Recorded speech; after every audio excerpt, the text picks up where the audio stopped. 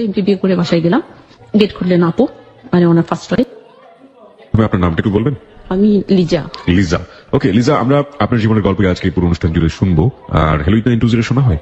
হ্যাঁ, রেগুলার শুনতে না পারলেও প্রায় শুনি, চেষ্টা করি শোনার। আচ্ছা ঠিক আছে। হ্যালো 920 আপনি কেন আসলেন? প্রথম প্রশ্নটা হচ্ছে এটা। মূলত জীবনের গল্পটা সবাইকে জানানোর জন্যই আসা। আরো কিছু কারণ আছে, সেটা আমার গল্প থেকে পরে শ্রোতারা বুঝতে পারবেন। ফাইন, আমরা বেসিক কিছু জানতে চাই, লাইক আপনার এজটা যদি একটু বলতেন আমাদেরকে, প্লাস হচ্ছে আপনি কোথায় বড় হয়েছেন, লাইক আপনার জেলা এবং ঢাকাতে কোথায় থাকছেন, যেগুলো বললে প্রাইভেসিতে আপনার কোনো সমস্যা হবে না, বাট আমরা একটা জেস্টার যেটাকে বলি সারাংশ আমরা পাবো। আমার হোম টাউন হচ্ছে গাজীপুর, গাজীপুরেই বড় হওয়া, গাজীপুরেই পড়াশোনা করা, তারপর ঢাকায় চাকরির জন্য আসা। Okay. আর রাইট নাও আমি থাকছি ফার্মগেট। ফার্মগেটে আপনি থাকছেন। ওকে, আমরা প্রিয় শ্রোতা আজকে লিজার জীবনের গল্প এখানে জানছি, এবং একই সাথে বলতে চাই গল্প চলাকালীন সময়ে একেবারে গল্পের প্রাসঙ্গিকতায় যে কোনো মুহূর্তে আমরা একটা স্টুডিও পিকচার ওখানে দিয়ে দিব, আপনারা চাইলে ওখানে গিয়ে দেখতে পারেন, কমেন্টস করতে পারেন, হোয়াট এভার ইট ইজ। আমরা চলে যেতে চাই লিজার কাছে। কোথা থেকে শুরু করবো আমরা? ছোটবেলা থেকে শুরু করব। জি প্লিজ। আমি বড় হয়েছে একটা মধ্যবিত্ত খুব রক্ষণশীল পরিবারে। লাইফটা এরকম ছিল যে স্কুলে যাব, বাসায় আসবো। ওকে। এর বাইরে কিছু ছিল না, কোনো বন্ধু বান্ধবী এলাও ছিল না, কোনো বান্ধবীর বাড়িতে যাওয়া যাবে না। কিন্তু এর মধ্যেও একটু মানে হ্যাপি হয়ে গেল যে আমি যখন এসএসসি পরীক্ষা দিব, ঠিক ওই জায়গাটা থেকে ফিরবো, তবে তার আগে আমার কিছু কোয়ারি আছে, লাইক আপনারা কয় ভাই বোন ছিলেন, বাবা কি করতেন, রক্ষণশীল বলছেন পরিবারকে, কেন রক্ষণশীল বলছেন, এগুলো যদি আমাদের একটু বুঝিয়ে দিতেন। রক্ষণশীল এই কারণে বলছে, আমার বাবা বরাবরই ব্যবসায়ী ছিলেন, উনি ঠিকাদারি করতেন, তারপর হচ্ছে হাটবাজার ইজারাদারি, ওকে। এই কাঠের ব্যবসা। জি। এবং উনি একসময় পাকিস্তান পিরিয়ডে ফার্স্ট ক্লাস ঠিকাদার ছিলেন। উনি ঢাকায়ও তখন সরকারি দুইটা ভবন সাব কন্ট্রাক্টে নিয়ে করেছেন। ওকে। প্রভাব ছিল ভালো। আর রাজনীতি করতেন, এখনো রাজনীতি করেন, আমার ভাইয়েরা করেন। আমরা হচ্ছে যে একটা মানে আমাদের এলাকায় খুব পরিচিত প্রভাবশালী ফাইন। সম্ভ্রান্ত বলা চলে যে প্রধান দুটো দলের মধ্যে একটা দল। একটা দলের রাজনীতি করেন। ফাইন। কয় ভাই বোন? 4 ভাই 5 বোন, আমি সবার ছোট। আমরা 9 ভাই বোন। আপনি হচ্ছেন একদম সবার ছোট। সবার ছোট। সবার ছোট হলে তো একটু বেশি আদর পাওয়ার কথা ছিল। হ্যাঁ, বেশি আদর পাওয়ার কথা। আদরটা পেয়েছি, আবার অনাদরও পেয়েছি। ছোটদের একটা সমস্যা থাকে, সেটা হচ্ছে যে ওরা যাই করে না কেন বড়দের কাছে কৈফিয়ত দিতে হয়, কিংবা পারমিশন নিয়ে করতে হয়। Right. এটা অনেক সময় প্রবলেম হয়ে দাঁড়ায়। কারেক্ট। ওকে ফাইন, আমরা মোটামুটি গ্রাফটা পেয়ে গেছি। আপনি বলছিলেন যে ক্লাস 10 পর্যন্ত আপনি একটা রক্ষণশীল পরিবারে বড় হয়েছেন, এবং রক্ষণশীলতার ধরন বলতে আপনি যেটা বোঝালেন যে সবার সাথে খুব সহজে মেশার ব্যাপারটা ছিল না, খুব সহজে চাইলে অন্য বাড়িতে যাওয়া যেত না। না, ইভেন আমাদের বাসায় আমাদের যে কাজিন ভাইরা যারা, ওদের আসা যাওয়াটাও সহজ ছিল না, আবার নিষেধ ছিল। একটা রক্ষণশীলতার ব্যাপার আমরা জানি যে ধর্মীয় দিক থেকে রক্ষণশীলতা, আরেকটা হচ্ছে পারিবারিক রক্ষণশীলতা, আসলে কোনটা? আবার দৃষ্টিকোণটা এরকমই ছিল, উনি ধর্মীয় দৃষ্টিকোণ থেকে এই কাজটা করতেন যে মেয়েরা হচ্ছে পর্দায় থাকবে, ওকে, ঘরে থাকবে। ওকে। উনি বরাবরই ধার্মিক। বরাবরই ধার্মিক। ফাইন। আপনি এসএসসির জায়গাটাতে চলে আসতে চাচ্ছিলেন। হ্যাঁ, ওকে। ওটা হচ্ছে 94 এর শেষের দিকে, 12ই ডিসেম্বর আমার যার সাথে মানে অ্যাফেয়ার শুরু হয়, তা আমি ওটা লাভ ডে হিসেবেই বলবো, ওটা আমরা ওইভাবেই পালন করতাম। আচ্ছা, মানে আপনাদের কি প্রেমের সম্পর্ক শুরু হয়ে গেছে নাকি? তার আগে দেখেছি এভাবে যে আমার ভাইয়া তো রাজনীতি করতেন, বড় ভাইয়া, ভাইয়ের সাথে ওর যেসব ছেলে পেলেদের খুব ভালো সম্পর্ক ছিল। ভাইয়ের মোর দেন জুনিয়র, তাদের মধ্যেই একটা ছেলে, আর হচ্ছে যে ও আবার আমার আব্বার খুব ক্লোজ ফ্রেন্ড, ওনারই বোনের ছেলে। ওকে। সেই পারপাসে আমাদের ফ্যামিলির সাথে একটু রিলেটেড ছিল, বাট আমাদের বাসায় আসা যাওয়াটা ছিল না। ভাইয়ের আলাদা মানে মিটিং রুম ছিল। আমি কি নামটা জানতে পারি ভদ্রলোকের? ডাকনাম হচ্ছে শহীদ, পুরো নাম হচ্ছে শহীদুজ্জামান। শহীদুজ্জামান, আমরা শহীদ বলতে পারি। হ্যাঁ। আপনার যে বয়সের পার্থক্য কতটুকু ছিল ওই সময়? 11 বছর। মানে আপনার যে জুনিয়র নাকি? আমার সিনিয়র। ওকে, আপনার যে 11 বছরের বড় ছিল সে, আপনি তখন এসএসসি তে পড়ছেন। আমি বিগিনিংটা জানতে চাচ্ছি, লাইক শুরুটা কিভাবে হলো? আপনি বলছিলেন শুরুটা হচ্ছে এভাবে, সন্ধ্যার পরে ছাদে হাঁটাহাঁটি করি, তো আমাদের বাসাটা হচ্ছে এমন একটা এরিয়া যেটা কমার্শিয়াল এরিয়া, অনেক লোকজন আসে, একদম বাজারে মোড়ে বাসাটা। আমি একদিন দেখলাম ভাইয়ের সাথে একটা ছেলেকে দেখে আমার ভালো লাগলো। তখন আমার ভাই বিয়ে করেছেন, একদম নতুন, ভাবি নতুন। ভাবিকে আমি বললাম, ভাবি এরকম এরকম একটা ছেলে দেখলাম, খুব হ্যান্ডসাম, ছেলেটার নাম কি? ভাবি পরে ভাইয়ের কাছ থেকে জানতে পারলো। তা আমি প্রথমে বলে রাখি যে আসলে আমার প্রেমের ক্ষেত্রে আমার বড় ভাবি আমাকে পুরোপুরি সাহায্য করেছেন, সেই জন্য সাধারণত পারিবারিক ভাবে বড় ভাবিরা এই ধরনের রোল প্লে করেন। আমরা ইনফ্যাক্ট যতটুকু জানি, কেন জানি মনে হয় যে ভাবিদের কাছে গেলে দেবর কিংবা ননদ একটা অনেক বড় সাপোর্ট পান। আর এটার আরেকটা কারণ হচ্ছে যে আমার ভাই ভাবে কিন্তু লাভ ম্যারেজ। তারপর আবার শহীদের মামাতো ভাই ওর মামার বাসায় থাকতো, যেটা আমাদের বাসা থেকে খুবই কাছে, হয়তো 5-7 মিনিটের পথ হেঁটে যেতে। ওর মামাতো ভাই যে ওর সমবয়সী, ওই ভাইয়াটা মনির ভাই, উনি এখন বেঁচে নেই, মারা গেছেন। উনি আমাদের বাসায় যাওয়ার সাথে ছিল। তখন ওই শহীদ ও আমাদের বাসায় ফোন করতো, ভাইয়া তো অনেকে ফোন আসতো, তো ফোন আমরা রিসিভ করতাম, আমি আমার ছোট আপু আমরা পিঠাপিঠি। তাই একদিন ফোন দিল, ভাইকে খুঁজলো, বললাম যে নাম ভাইয়া বাসায় নেই। আমাকে তখন জিজ্ঞেস করলো আপনার নাম কি? নামটা বললাম, আমি জিজ্ঞেস করলাম আপনি কি? ভাই আসলে ভাই কিছু বলতে হবে কিনা? বলছে না কিছু বলতে হবে না, ঠিক আছে ফোন রেখে দাও। কিন্তু আমি যাকে দেখেছি উনি যে সেই ব্যক্তি তখন আমি সেটা জানি না। শিওর ছিলেন না? ওকে। উনি তারপর নাকি শুনলাম যে ওই ভাইকে বলছে যে লিডারের বসে ফোন দিলাম, লিডারের ছোট বোন ফোন রিসিভ করলো, খুব মিষ্টি ভয়েস, এই নাম তুই কি চিনিস? পরে বলছে হ্যাঁ চিনি তো, কোন ক্লাসে পড়ে? বলছি যে এসএসসি পরীক্ষার্থী। তো আমি তখন কোচিং করি, রেজাল্ট এখনো আউট হয়নি, কিন্তু স্কুলে যাওয়া আসা আছে কোচিং করার জন্য। ওকে। যাওয়া আসার পথে আমাকে একদিন ওরা দেখেছে, আমাকে দেখার জন্য ওরা স্কুলের পথে দাঁড়ানো ছিল। তারপর ওর কিউরিওসিটি, ওরা আমাকে ভালো লাগলো। ওর মামাতো ভাইকে মানে এদিক দিয়ে খুবই করছে যে তুই ভাবিকে বল কিংবা ওকে বল, আমাকে খুব ভালো লেগেছে। ওকে। ওই ভাইটা বাসায় আসতো কিন্তু বলা সাহস পেত না, কারণ আমরা তো মিশতাম না। হয়তো ভাই কেমন আছেন, ভালো মন্দ, ব্যাস এটুকুই। ভাবির সাথে কথা বলতো, আম্মার সাথে কথা বলতো, আব্বুর সাথে কথা বলতো। মনির ভাইয়া বড় ভাবিকে বলছে, বড় ভাবি তো আমার কাছ থেকে তো উইকনেসটা টের পেয়েছেন, তো ভাবি গল্প করে করে নামটা বললো। তারপরে একদিন কিভাবে ওই ডিসেম্বরের 12 তারিখ সন্ধ্যার পর ফোন আসলো। ভাবি বললো যে তোমার ফোন আসছে, কথা বললো। ভাবি তখনও বলেন যে কে। আমি কথা বলতে বলতে পরে দেখলাম যে আচ্ছা উনি, যাকে আমি দেখেছিলাম, যার সম্পর্কে আমার কৌতূহলটা জন্মেছিল, জানতে চেয়েছিলাম, এই সে ভদ্রলোক। হ্যাঁ, তখন কথা বললাম, অনেকখানি কথা বললাম। তারপর প্রতিদিনই কথা বলা, এই তো ফোনে কথা বললাম। শুরু হলো প্রেমের শুরু, যেটা প্রেমের শুরু তো এখনই হয়নি, লাইক কথা বলছেন, কিন্তু মনের ভিতরে টং টং করে ফোনটা হ্যাঁ, বাজছে। লাইক যেটা বলে কুসুম কুসুম, তো আগেই দূর থেকে দেখেই তো দুজনের মনে জন্ম হয়ে গেছে। তো কি জন্ম হয়েছে ওটা? কি বলো ওটাকে? কুসুম প্রেম, যেটা বলে ওটাকে কুসুম প্রেম বলা হয়। ওকে, কুসুম কুসুম প্রেম মানে কুসুম কুসুম প্রেম আমি জানি না। কুসুম কুসুম গরম পানির একটা ব্যাপার আছে, আমি যতটুকু জানি, কারণ পানিটা হালকা গরম থাকে তখন এটাকে বলা হয় কুসুম কুসুম গরম পানি। এই জন্যই হালকা হালকা বলে এটাকে কুসুম কুসুম বলা হয়। ওকে, কুসুম কুসুম প্রেম, ঠিক আছে। তারপর মানে এমন একটা আকর্ষণ ছিল যে প্রতিদিন কথা না বললে ভালো লাগতো না, এবং হয়তো প্রতিদিন একাধিকবার বলার জন্য ছটফট করতাম আমি। একটা মজার বিষয় বলি, সেটা হচ্ছে আমার অনেক ফ্রেন্ড এরকম বলে যে 3টা স্টেজ আছে। একটা হচ্ছে বিগিনিং স্টেজ, একটা হলো ভালোবাসা হয়ে যাওয়ার পরের স্টেজ, আর লাস্ট স্টেজ। তো সবচাইতে মজার স্টেজটাই হচ্ছে বিগিনিং স্টেজ। হ্যাঁ, ওই সময়টাতে যাই করবে সবই ভালো লাগে, সবই ভালো লাগে। কুসুম কুসুম যেটা বললেন আপনি। তারপরে হয়ে যাওয়ার পরে এই তুমি ভাবে খাও কেন, এই তুমি ভাবে চলো কেন, তোমার চুলটা এরকম কেন, এই তুমি সোজা হাঁটতে পারো না, ভুল ধরাধরি ব্যাপারটা শুরু হয়। ওগুলো যখন ধীরে ধীরে ধীরে ধীরে ধীরে ধীরে বাড়তে থাকে, তারপরে সেটা হচ্ছে লাস্ট স্টেজ। আমরা লাস্ট স্টেজের দিকে নাইবা যাই, আমরা আপনার প্রেমের গল্পের দিকে যাই। হ্যাঁ, তারপর 16ই ডিসেম্বর ভোরবেলা কথা হচ্ছে, আমি স্কুলে কোনো প্রোগ্রামে অ্যাটেন্ড করতাম না। ও আমার খুব অনীহা ছিল, তো ও জিজ্ঞেস করছে তুমি গেলা না আজকে, বেরোলা না? হচ্ছে না, আমি কখনোই বড় আপনারা কি ওয়ার্ড দিয়ে দিয়েছেন এর মধ্যে? আমি দেইনি, ও দিয়ে ফেলছে। ওর ভয় লাগলো না যে ও লিডারের হচ্ছে- বোনের সাথে প্রেম করছি? না না, ওটা আমার সাথে প্রথম দিন কথা বলেই বুঝেছে যে আমার আগ্রহ আছে, আমি সফটলি কথা বলছি। কারণ হচ্ছে যে তখন বয়স যদিও কম ছিল, এরকম কিন্তু প্রেমের জন্য মনে ওর খুব বয়সে করছিল। অনেক ছেলেরাই ট্রাই করতো ফোনে যে পারি কিনা পটাতে। রাইট। কিন্তু তখন কিন্তু খুব কড়া ভাষায় কথা বলতাম। Okay. হয়তো বলতাম হ্যাঁ ভাই তো বাসায় নেই, কিছু বলতে হবে আসলে। কিভাবে বলতেন? এটাই বলতেন? হ্যাঁ, কিছু এভাবে বলতে এটা হবে? ওকে ওকে, ঠিক আছে, রাখলাম, বাই। না, যেটা হচ্ছে যে আপনার যে করাটা না, ওটা অনেক সফট, এই জন্য জিজ্ঞেস করছিলাম। ওকে ওকে, ফাইন। রেখে দিতাম, কোনো কিছু বলার সুযোগ দিতাম না, বাট ওনাকে কিন্তু সুযোগটা দিয়েছিলাম।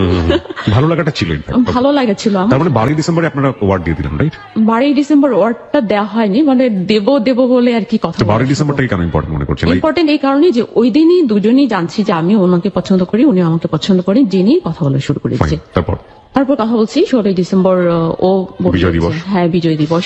তো ওদিন বললো বেরোলাম, আমি বরাবরই বের হইনি।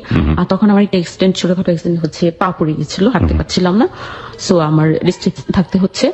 ওর লাইফের একটা কথা বললো, ওর ফার্স্ট লাভ ছিল যে মেয়েটা, সেই স্টোরিটা আমাকে বললো যে তুমি শুনলে হয়তো কষ্ট পাবা, কিন্তু আমি মোটেও কষ্ট পাইনি, কারণ আমি আগেই জানতাম। ওকে, শুনেই আমি ওকে পছন্দ করতে শুরু করেছি। মানে শুনেই পছন্দ করতে শুরু হ্যাঁ, করেছেন? শুনেই আমি পছন্দ করতে শুরু করেছি। কি ছিল আমি স্টোরিটা? একটু একদম খুব hard করিনি। সংক্ষিপ্ত করে যদি বলেন। সংক্ষিপ্ত হচ্ছে যে ও একটা মেয়েকে পছন্দ করতো, আমাদের এক টিচারের মেয়েকে, মেয়েটাও তাকে পছন্দ করতো। যখন প্রেমটা প্রথম পর্যায়ে, তারপর ওই সময় মেয়েটা এসএসসি পাশ করে লালমাটিয়া কলেজে এসে ভর্তি হয়। যখন ঢাকায় চলে আসার পর ওকে আর চান্স দিচ্ছিল না।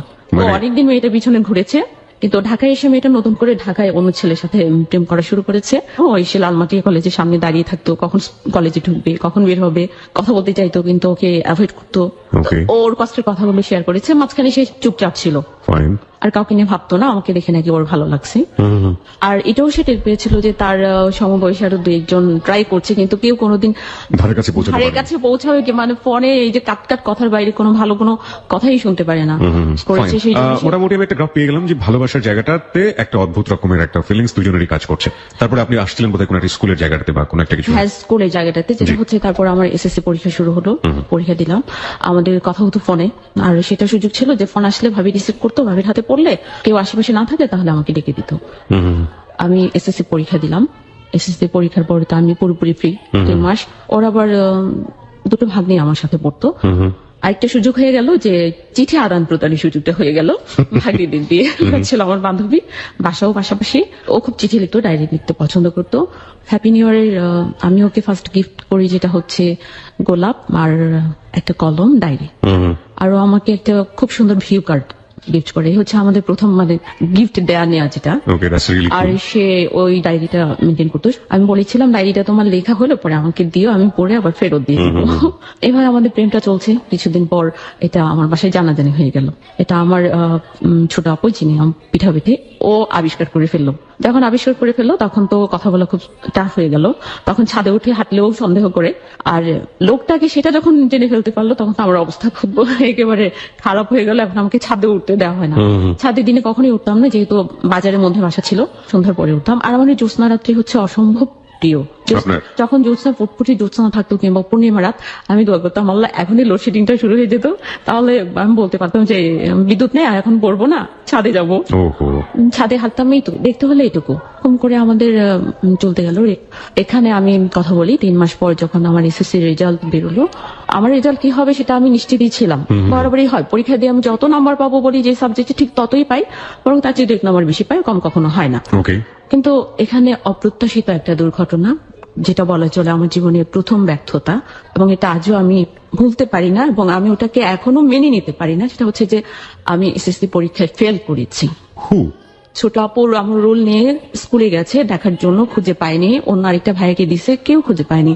চলে আসার পর বাসায় এসে যখন এই কথা বলছে, আমি তো অবাক, এটা তো হতেই পারে না, ইম্পসিবল। তারপরে আবার এটা নিয়ে ঘাটাঘাটি করে, হ্যাঁ আমি ফেল, অথচ আমার চেয়ে অনেক খারাপ খারাপ স্টুডেন্টরা পাশ করে গেছে।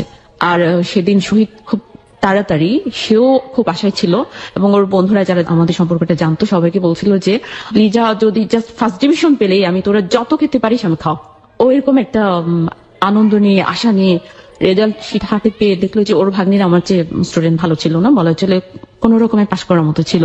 যদি আমাদের সময়টা খুব ইজিলি ছিল, যে তখন হচ্ছে টাস্ক ফোর্স, 500 অবজেক্টিভ ছিল, 500 দেওয়া থেকেই 50 নম্বর আসতো। এবং যেটা ছিল হচ্ছে রিটেন, যেটা একটাতে পাস করলেই হবে, তাই তো? হ্যাঁ, একটাতে পাস করলেই হবে। Most easiest exam ever in Bangladesh. হ্যাঁ, যেখানে দেখা গেছে যে অবজেক্টিভ যদি 50 পেয়ে যায়, রিটেনে যদি 0 পায় তারপরও পাস। রাইট। তবে অঙ্কে তো আর অবজেক্টিভটা ছিল না। অঙ্কে আমি ফেল করেছি, মানে সাধারণ গণিত যেটা। আমি গণিতে অনেক ভালো ছিলাম না, তবে অনেক পচাও ছিলাম না। কিন্তু অঙ্ক তো বোঝা যায়, লাইক আপনি যখন করে আসবেন অঙ্কটা। হ্যাঁ, আমি তো কারেক্ট পরীক্ষা প্রশ্ন হাতে পেয়ে দেখলাম যে না, মোটামুটি ভালোই হয়েছে। তো আপনি বাইরে এসে শিওর ছিলেন কত? বাইরে এসে আমি শিওর ছিলাম যে আমি 52-53 এরকম। তো আপনার 33 তে পাস, তাই তো? হ্যাঁ, 33 তে পাস। রেজাল্টটা উল্টো হলো, কিন্তু তখন আমি বিশ্বাস করিনি। আমি ভেঙে পড়ার চেয়ে অবাক হচ্ছিলাম বেশি। How it happened, right? হ্যাঁ, তো এদিকে আমার মেঝো ভাই আবার বলছে, আমার আবার এসএসসি পরীক্ষা চলাকালীন আমার দাদু মারা যান। ইসলাম শিক্ষা পরীক্ষার আগের রাতে দাদু মারা যায়। আমি ইসলাম শিক্ষা পরীক্ষা দিয়ে গিয়ে দাদুকে আমি এক নজর দেখার পর লাশ নিয়ে গেছে কবরটার জন্য। তো মেঝো ভাই ভাবলো যে ওই পরীক্ষাটা খারাপ হলো কিনা। আমি বলছি ভাই ওটা ইসলাম শিক্ষা, ওটা তো আমাদের লেটার মার্কস থাকবে, ফেল করার তো প্রশ্নই ওঠে না। তারপরেও বিশ্বাস করে না, সবাই ছুটি করছে আবার রেজাল্ট শিট নিয়ে। একই কথা, যে পরে দেখালো ফেল, আর যখন মার্কশিট এলো আমি অঙ্কে ফিল করলাম। কত পেয়েছিলেন অঙ্কে? অঙ্কে আমি পেয়েছি 24। তখন আমরা ক্যালকুলেশন করতেছি, আচ্ছা ব্যাপারটা কি এরকম হলো যে 42 পেয়েছি, 42 উল্টে 24 হয়ে গেল কিনা। আমি তো কান্নাকাটি শুরু করে দিছি, না ভাইয়া আমি চ্যালেঞ্জ করব। তখন আমার ছোট ভাইয়া রি এক্সামের জন্য অ্যাপ্লিকেশন করার জন্য যে ফর্মটা, সেই ফর্মটা কিনে নিয়ে গেলেন।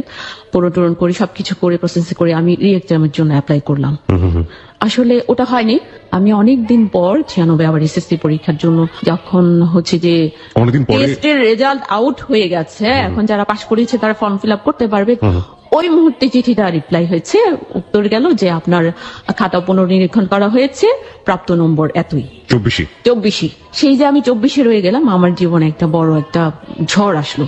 আমি পরে বললাম যে আমি আর পরীক্ষাই দেবো না, পড়াশোনাই করবো না, একদম গো ধরে গেছি, কারণ আমার মনে বসছিল না। তারপর আমাকে বাসা থেকে সবাই বলছে যে না কোনো সমস্যা নেই, একবার খারাপ হলে কি মানুষ নেক্সট বার ভালো করে।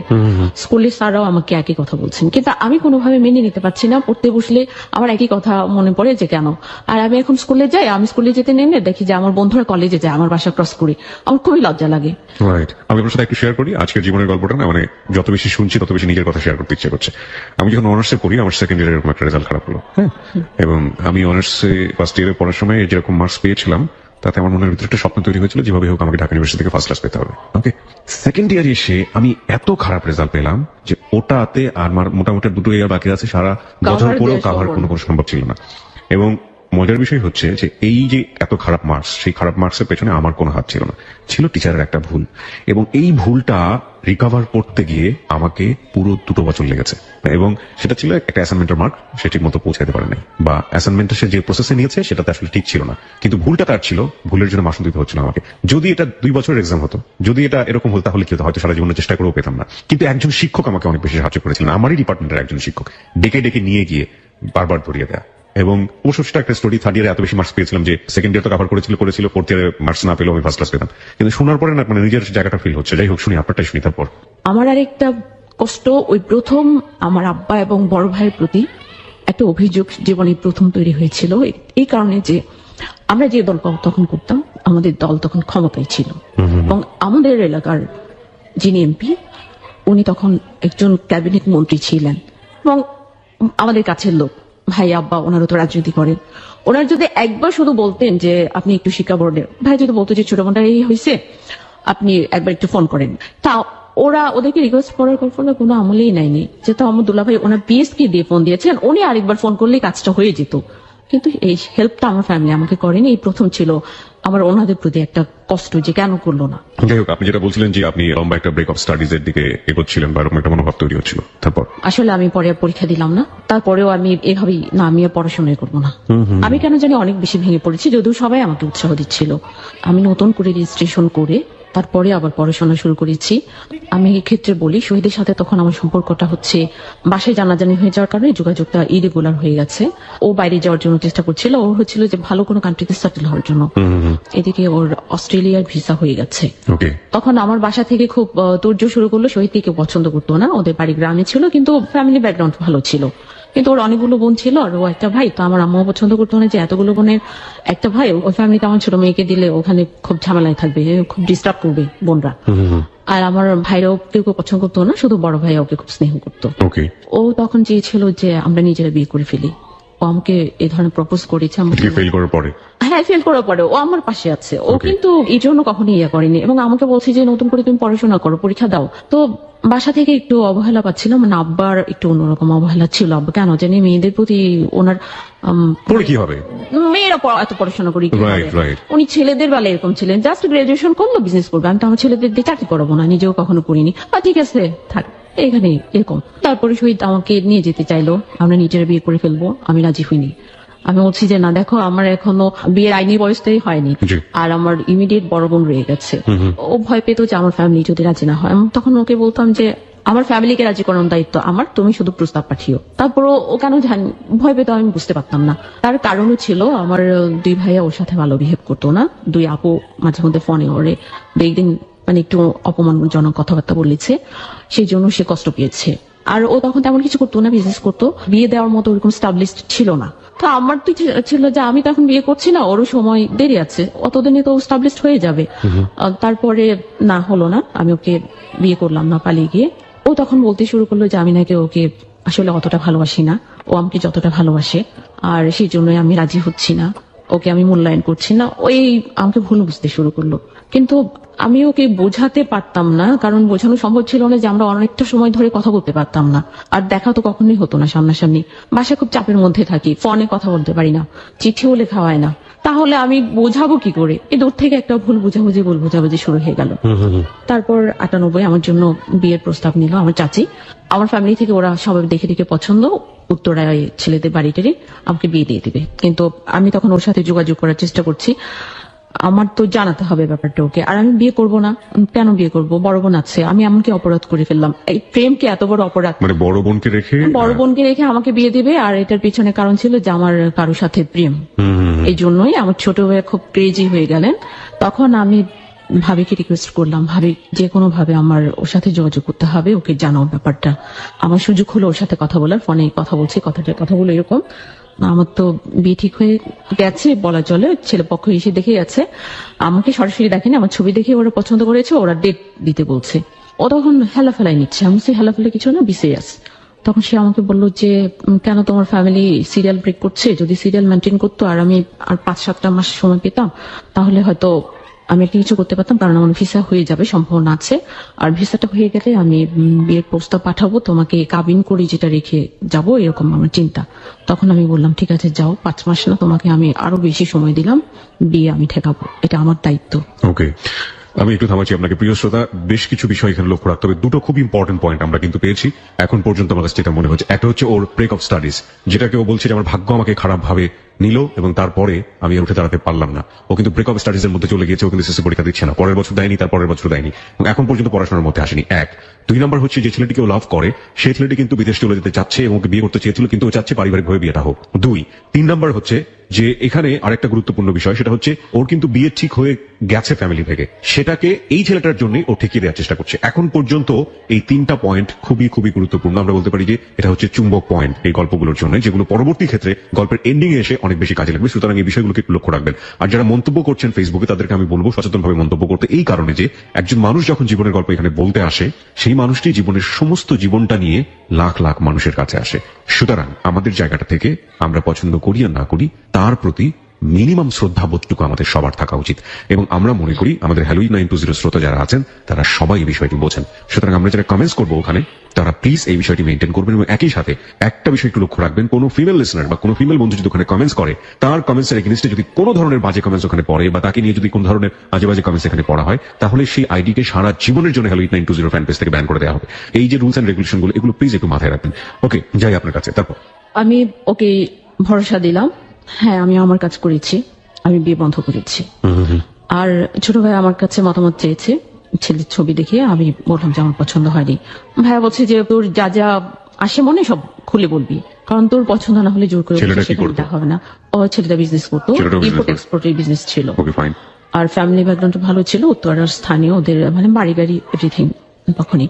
তো সেই ক্ষেত্রে একটা আনএস্টাবলিশড ছেলের প্রতি কোনো ফ্যামিলি ইয়ে করবে না, খুব স্বাভাবিক। এই ফ্যামিলিতে যদি আমার এখন বিয়ে হয়, আমার আর কোনোদিন পড়াশোনা করা হবে না। ওদেরও চিন্তাধারা এরকম যে দরকার নেই, আমাদের খুব হাইলি এডুকেটেড মেয়ে দরকার নেই। না ফাইন, এখানে আমার কিছু গুরুত্বপূর্ণ কিছু কোশ্চেন আছে। একটা হচ্ছে আপনি নিজেও যাচ্ছেন না পড়াশোনা করতে? না, আমি নিজে চাচ্ছি না, হচ্ছে আমার ভেতরটা এমন হচ্ছে যে আমি আবার শুরু করব, কিন্তু আমি জোর পাচ্ছি না। আর শহীদ সবসময় আমাকে একজন উৎসাহিত করতো পরীক্ষা দাও, কারণ ওর ফ্যামিলিতে ও একদম এসএসসি পাসও না, এসএসসি ফেল একটা মেয়ে, ও কি করে বলে বিয়ের কথা?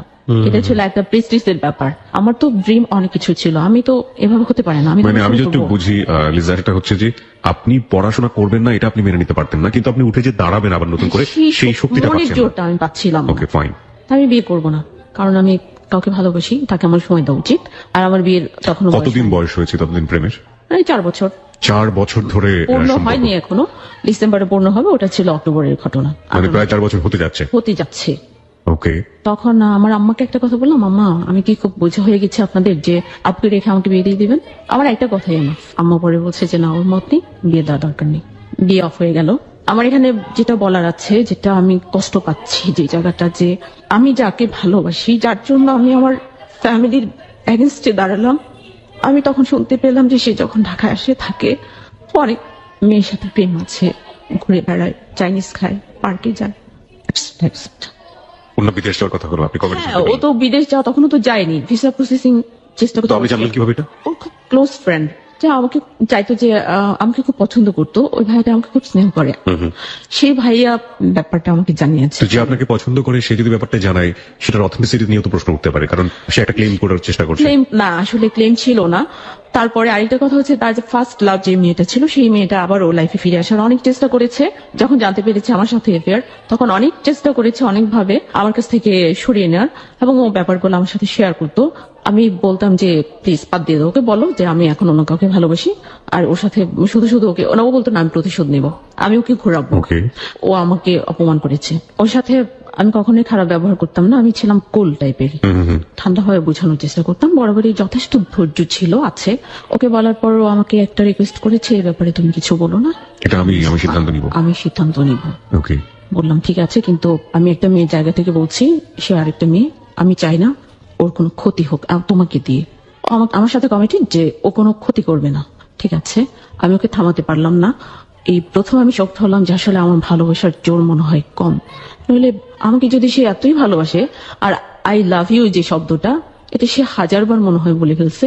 আর আমার সম্পর্কে, এতদিনের সম্পর্কে আমি একবার মাত্র বলেছি 7 মাসের মাথায়, যেদিন আমি আই লাভ ইউ বলেছি সেদিন সে ফোন রেখে গিয়ে ওর বন্ধুদের মিষ্টি খেয়েছে।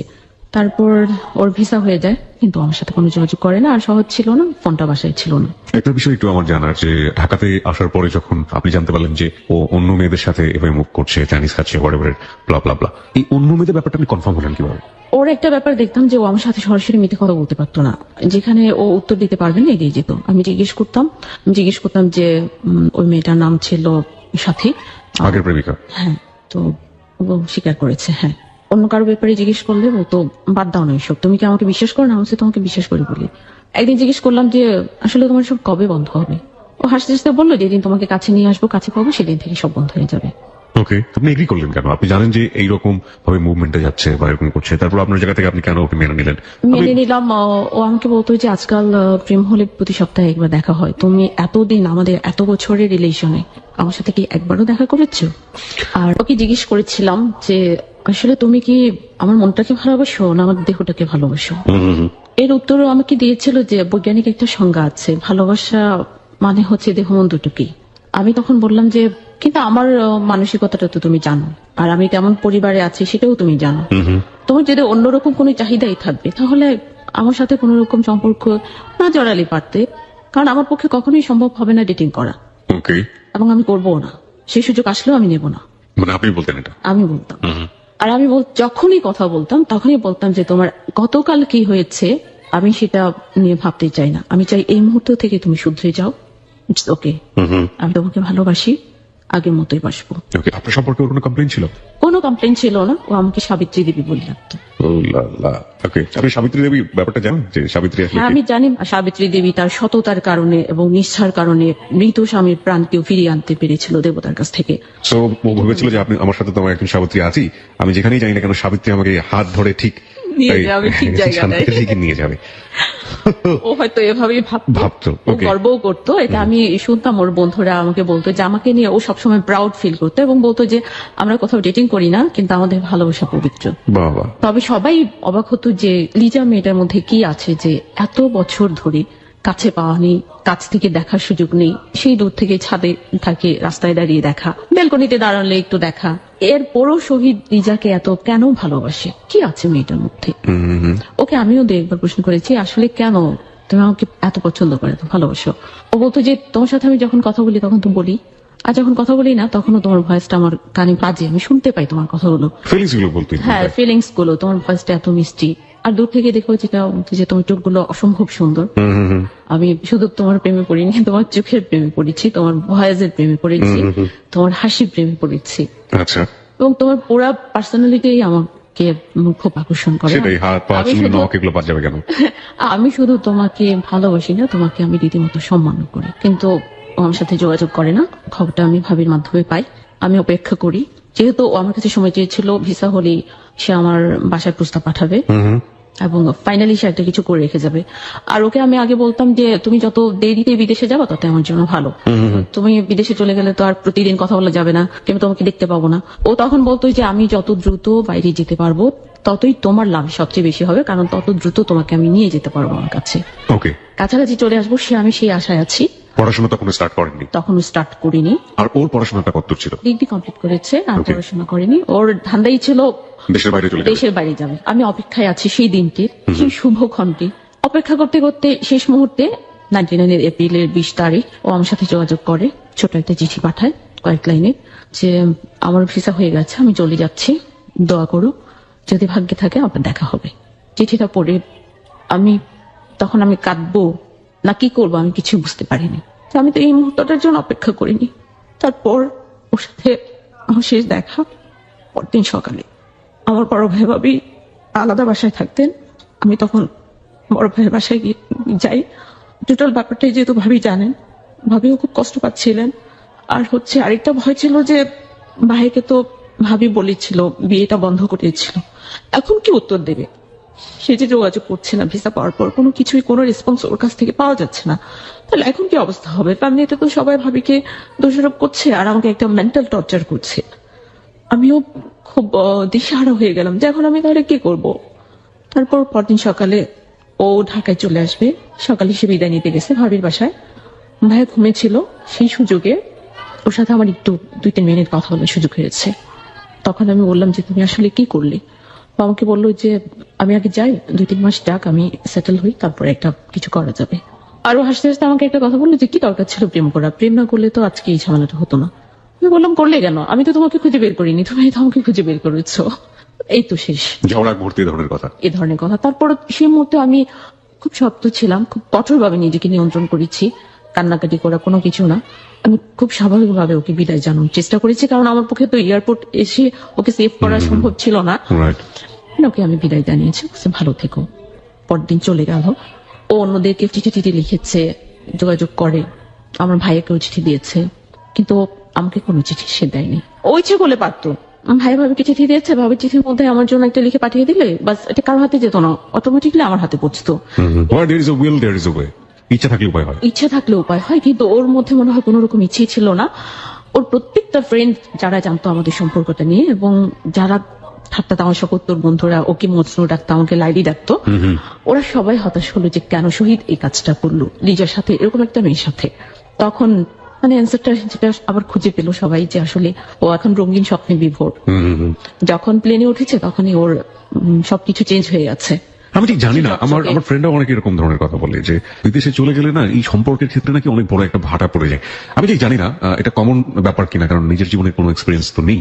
তবে এরকম শুনে থাকি যে মানুষ নাকি ওখানে যাওয়ার পরে একটা সময় চলে গেলে নাকি ওই ফিলটা থাকে না। আর একটা বড় জিনিস যেটা হচ্ছে এনভায়রনমেন্ট নাকি অনেকখানি চেঞ্জ করে ফেলে। যাই হোক, আপনার ক্ষেত্রে যেটা হয়েছে সেই জায়গাটিতে আমরা বরং যাই। হ্যাঁ, ও আমার সাথে কোনো যোগাযোগ না করলেও আমি অপেক্ষায় ছিলাম, এবং আমি চেষ্টা করেছি যোগাযোগ করতে। যে ঠিকানা থেকে ভাইয়াকে কিংবা অন্যদেরকে চিঠি দিয়েছে সেই অ্যাড্রেসে আমি একটা চিঠি পাঠাই, কিন্তু কোনোদিন কোনো রেসপন্স আমি পাইনি। এবং তাকে যে ভাইয়াটা ভিসা করার ব্যাপারে সর্বাত্মক সহযোগিতা করেছিলেন, যে ভাইয়াটা সাথে করে ওকে নিয়ে গেছে সিডনি, আমি সেই ভাইয়ার হাতে আমার একটা চিঠি এবং ছবি আমি দিয়ে দিয়েছি। শহীদ পেয়েছে আমার সেই চিঠি, ছবি। কি লেখা ছিল চিঠিতে, বিষয়বস্তু কি ছিল? আমি যে কথাগুলো বলিনি, যে ও আমাকে সবসময় বউ বলে ডাকতো। আমি প্রতিবাদ করতাম, আরে বিয়ে হয়নি, কিছু না, বিয়ে হয়, তুমি আমাকে বউ বলে রাখো কেন? আমি একবার বকা দিলে ও 5 বার বলতো, কখনোই আমি এটা থেকে ওকে সরাতে পারতাম না। তো আর চিঠিতে লিখেছিল যে তুমি তো শুধু বউ বলে ডাকতে, কিন্তু যাওয়ার আগে তো সত্যিকার বউ করে রেখে যাওনি, আমাকে তুমি কোথায় ফেলে রেখে গেলে, কার কাছে রেখে গেলে? আমার এরকম প্রশ্ন ছিল। আপনার যে ইমিডিয়েট বড় বোন ছিল তার কি বিয়ে হয়ে গেছে? না, বিয়ে হয়নি, পড়াশোনা করছে। চিঠি সে পেয়েছে, কিন্তু চিঠির কোনো উত্তর পাইনি। ঠিক চলে যাওয়ার 8 মাস পর যখন 12ই ডিসেম্বর আসলো, তার আগে আমি যেটা বলি যে ও চলে যাওয়ার পর 2 মাস আমি খুব কষ্টে ছিলাম। আমার মনে হচ্ছিল যে আমার পক্ষে বাঁচাই আর সম্ভব হবে না। আর আমার ফ্যামিলি থেকেও কিছু কথা আমাকে বলতো, ইনডিরেক্টলি ইনসাল্ট করা, টর্চার করার মতো। মনে হচ্ছিল যে আমি কি করব, আমি মনে হয় শেষ হয়ে যাচ্ছি। কিন্তু সেখান থেকে আমি আবার উঠে দাঁড়ানোর চেষ্টা করলাম। আমি আবার রেজিস্ট্রেশন করি, পরীক্ষা দেওয়ার জন্য প্রিপারেশন নিলাম। 2000 আমি এসএসসি আবার দিব। হ্যাঁ, আর সেক্ষেত্রে পুরোপুরি সহযোগিতা করেছেন আমার বড় ভাবি। সবাই বড় ভাবিকেই দোষারোপ করছে যে ভাবির কারণে আমার লাইফটা এরকম হয়ে গেছে। ভাবি সেই জন্য ওনার জেদ থেকে, যে ঠিক আছে আমি দায়ী, আমি আবার ওকে দাঁড় করাবো। নিজের জেদ করে, নিজের স্বর্ণালঙ্কার যেটা ছিল বিক্রি করে, সেই টাকা দিয়ে আমাকে আবার পরীক্ষা দেওয়ানোর জন্য চেষ্টা করলো। আমি পরীক্ষা দিলাম। তো সেই 99-এর ডিসেম্বরের আবার সে 12 তারিখ একটা চিঠি রিকোয়েস্ট পাঠালো ভাবির কাছে। আমি 12 তারিখ ফোন দেবো, যে কোনো ভাবে আমি লিজার সাথে কথা বলবো। 12 তারিখ ও যথারীতি ফোন করলো, কথা বললাম, নর্মালি কথা বললাম। প্রথমে সালাম দিলাম, সালাম দিয়ে কেমন আছো, ভালো, তুমি কেমন? ভালো। আমি কোনো রিয়াকশনে গেলাম না। কিন্তু ও আমার কাছে ও এত এই ধরনের কিছু আচরণটা আশা করেনি। করেনি। ও ভেবেছিল আমি অন্যরকম কোনো হাউমাউ করে কান্নাকাটি করবেন, বাইরে কান্নাকাটি বসে করবো, হয়তো বা রাগারাগি করবো, এটা সেটা, কিন্তু 8 মাস কোনো যোগাযোগ নেই। না। ওকে। সেই জন্য আমি আর প্রশ্ন করিনি। আমি জানি যে আমি প্রশ্ন করলে আমার প্রশ্নের উত্তর দেওয়ার মতো কোনো সদ উত্তর ওর কাছে নেই, তো আমি কোনো প্রশ্ন করিনি, নর্মাল কথা বলে রেখে দিলাম। এসএসসি রেজাল্ট হলো, ভালোই হলো, পাশ করলাম, কলেজে ভর্তি হলাম। আমার খরচ তখন ভাবি চালাচ্ছে। এর মাঝখানে আবার যখন আবার 1.5 বছর হলো, আবার একদিন ফোন দিল। তখন আমি বললাম যে আমি এই অবস্থা কি, তখন আমি ইন্টারমিডিয়েট অলরেডি সেকেন্ড ইয়ারে উঠে গেছি। ও তখন শুনে মনে হলো খুশি হলো, ভাবিকে বললো কিভাবে কি করলেন। যাই হোক, তারপর আবার 3.5 বছরের মাথায় কথা হলো।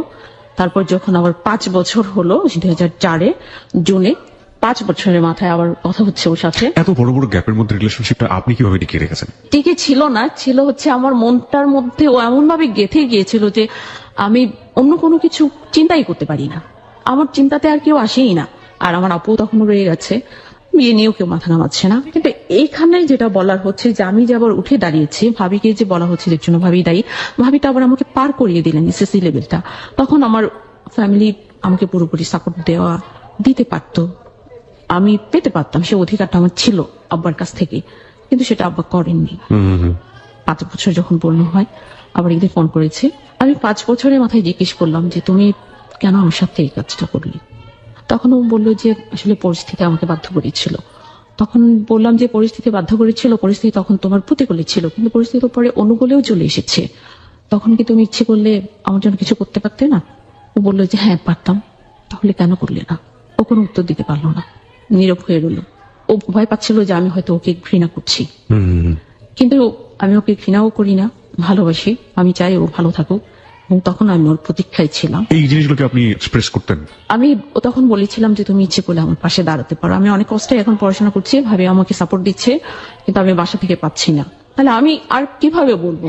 তখন আমার ইচ্ছে ছিল যে সে এখন তুই আবার প্রপোজাল পাঠানোর জন্য ব্যবস্থা করতে পারে, অথবা সে এখন যদি আমাকে বলে যে ঠিক আছে আমরা নিজেরাই করে ফেলবো। ওই সময় তো সে স্টাবলিশড হয়ে গেছে, আর আমার তো আরো এজ হয়ে গেছে। আমার ইচ্ছে ছিল এরকম একটা যে সে আমাকে বলুক, কিন্তু তার কাছ থেকে সেরকম কোনো উত্তর আমি পেলাম না। এই তো শেষ, ফোন রেখে দিল, যোগাযোগ শেষ।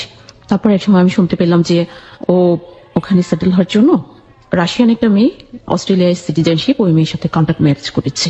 এটা আমি ওর পাশেই, রাশিয়ান যে মেয়েটার সঙ্গে করলো, মেয়েটা কি সিটিজেন ছিল ওখানকার? হ্যাঁ, মেয়েটা অস্ট্রেলিয়ার সিটিজেন ছিল। ওকে। কিন্তু এটা সে হাইড রাখলো, আমার কাছে চলে আসলো আমার বান্ধবীর মাধ্যমে। আমার বান্ধবীর মামা ওরই সাথে, মানে পাশাপাশি ফ্ল্যাটে ওরা থাকতো।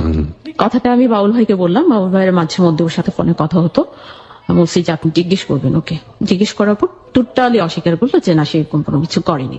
কিন্তু বাউল ভাই আমাকে তখন বলতো যে তুমি ওকে ভুলে যাও, তুমি যেমন নতুন করে চলছো এভাবে চলো, নতুন করে স্বপ্ন দেখো, নতুন করে বাঁচো, তোমার লাইফে আরো অনেক শহীদ আসবে, এর চেয়ে অনেক যুগ ছেলে আসবে। তাহলে আর ও তো নাই। আর যখন কন্ট্যাক্ট ম্যারেজ করেছে শুনে তো আমি হতাশ হয়ে গেছি।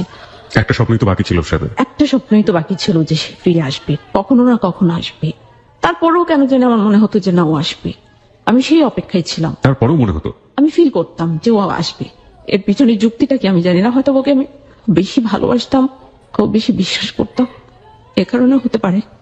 কিন্তু এর মধ্যে আমি গ্রাজুয়েশন কমপ্লিট করলাম, ভাইয়ের কাছ থেকে গ্রাফিক্সের হাতে খড়ি হলো, জবের জন্য চেষ্টা করলাম, ট্রেনিং নেওয়ার জন্য বাইরে আসলাম। তারপরে জব সার্চ করে ঢাকায় চলে আসা, 2008-এর কথা। আমি জবে ইন করলাম, জব করছি একটা আর্কিটেক্ট ফার্মে। আমার তখন স্বপ্ন হচ্ছে যে আমি জব করবো এবং আমার ক্যারিয়ারটাকে কিভাবে বিল্ড আপ করা যায়। পড়াশোনা আর সম্ভব চালিয়ে নেওয়া হচ্ছে না, কারণ ফ্যামিলি থেকে আমাকে অ্যাফোর্ড করছে না, তো ওখানে অতটুকুতেই থেমে গেছে। আপনি তো জব করতেন সেই সময়, নিজের খরচ নিজের খরচে যখন জবে চলে আসছি তখন নিজের খরচে চলি, তবে বাসা থেকে একটা অ্যামাউন্ট প্রতি মাসে দেওয়া হয়। এটা খুব বেশি না, বেশি না হলেও প্রতি মাসে একটা অ্যামাউন্ট এখনো পর্যন্ত আমার জন্য বরাদ্দ আছে এবং এটা আমি পাচ্ছি। এর মাঝখানে আমার আব্বা স্ট্রোক করেন, অসুস্থ হয়ে পড়েন। তখন সবাই মিলে ধরে বসে যে দুটো মেয়ে তো বাকি আছে বিয়ের, এদের তো একটা ব্যবস্থা করতে হবে। চেষ্টা হয় আমাদের সম্পত্তি যেটা আছে, আব্বার যা কিছু বোঝা আব্বাকে যে আপনি করেন, উইল করে দেন ছেলে মেয়েদের নামে। এদিক দিয়ে সমস্যা ছিল যে আসলে আমার ভাইয়েরা চাচ্ছিল না, তো আব্বা সব মেয়েদেরকে 2 কাঠার প্লট দিবে এটা বলতেন। আর এখানে একটা প্রবলেম ছিল, আমাদের বিয়ের কোনো প্রপোজাল আসলে হঠাৎ কিন্তু পাত্রপক্ষকে আগেই বলে দিত যে মেয়েদেরকে 2 কাঠার প্লট দেয়। এখন এটার জন্য অনেক সময় প্রবলেম হয়ে যেত যে আসলে এটা তো পাবলিসিটি হয়ে গেছে, কিন্তু এখন তো আর এটা দিচ্ছে না আব্বা। আপুর বিয়ের ক্ষেত্রে দেখা যাচ্ছে যে ভালো ভালো প্রপোজাল আসছে, কিন্তু ফ্যামিলি থেকে কেউ অ্যাক্টিভ না, ভাইয়ারা আব্বা সবাই 4 ভাই আর আব্বা 5 জন একমত হতে পারেন না, আপুরও বিয়ে হচ্ছে না, আর আমাকে নিয়ে তো তখন কেউ মাথায় হচ্ছে না, কারণ আমার বড় জনই বাকি আছে। এখানে আমি যেটা বলবো যে আমার যে কথাটা বলার, আমার আব্বা এবং ভাইয়েরা তো আত্মীয় স্বজনরা সেটাই বলতো যে আপনি একটা প্লট বিক্রি করে দুটা মেয়ের বিয়ের জন্য ইয়ে করেন, টাকা ব্যাংকে রেখে দেন, বিয়েটি যখন ঠিক হবে তখন ওটা বিয়ে দিবেন। আব্বা কিছুতে রাজি হতো না, বলছে যে আমি তো জমি বিক্রি করে মেয়েদের বিয়ে দেবো না, ছেলেদের বিয়ে করাইনি। আর এটার কারণ ছিল যে আমার বড় ভাই যে লাভ ম্যারেজ দিকে হচ্ছে যে মানুষ তো বলবেই যে বিয়ে হয় না, বিয়ের বয়স হয়ে গেছে, আত্মীয় স্বজনরাও বলে, এগুলি শুনতে ভালো লাগে না। আমাদের তো কোনো অপরাধ নেই, এখন গার্ডিয়ানরা উদ্যোগ নিচ্ছে না, আমরা কি করতে পারি? ভালো ভালো প্রপোজাল আসে, আর আমাদের কন্ডিশন ছিল গ্রামের মতো বিয়ে করবোই না, কিন্তু হচ্ছিল না, কেউ একমত হতে পারেনি। এইসব নিয়ে অনেক ঝগড়াঝাটি ভাইদের মধ্যে হয়েছে। যখন এরকম চেষ্টা চলছে তখন আপনার বয়স কত? 24। মানে still you are waiting for Shahid, ওই ভালো না, হ্যাঁ আমি শহীদের জন্য ওয়েট করছি, আর আপুর তো বিয়ে হচ্ছে না, তো আমাকে নিয়ে কেউ মাথা শহীদ কি ঘামাবে আপনার সাথে যখন 1.5 বছর 2 বছর পরে কথা হতো তখন কি এটা বলতো যে আমি ফিরে এসে বিয়ে করবো? বা না না, ও কিছুই বলতো না, কিন্তু আমি কেন মনে হতো যে ও আমার কাছে ফিরে আসবে, আমার ট্রোলা ওকে আমার কাছে ফিরে আনবে। দ্য ভেরি অনেস্ট ওপিনিয়ন, প্রিয় শ্রোতা, হতে পারে ও বোকা, হতে পারে ও যেটা করছে সেটা ঠিক না, কিন্তু ও ওর মনের এগেনস্টে যায়নি, ওর মন যেটা বলছে, অন্ধ ছিল বা যাই হোক না কেন, আপনারা হয়তো গেস করতে পারছেন ভবিষ্যতে কি হবে। ডোন্ট গেস প্লিজ, অনুমান করেন না।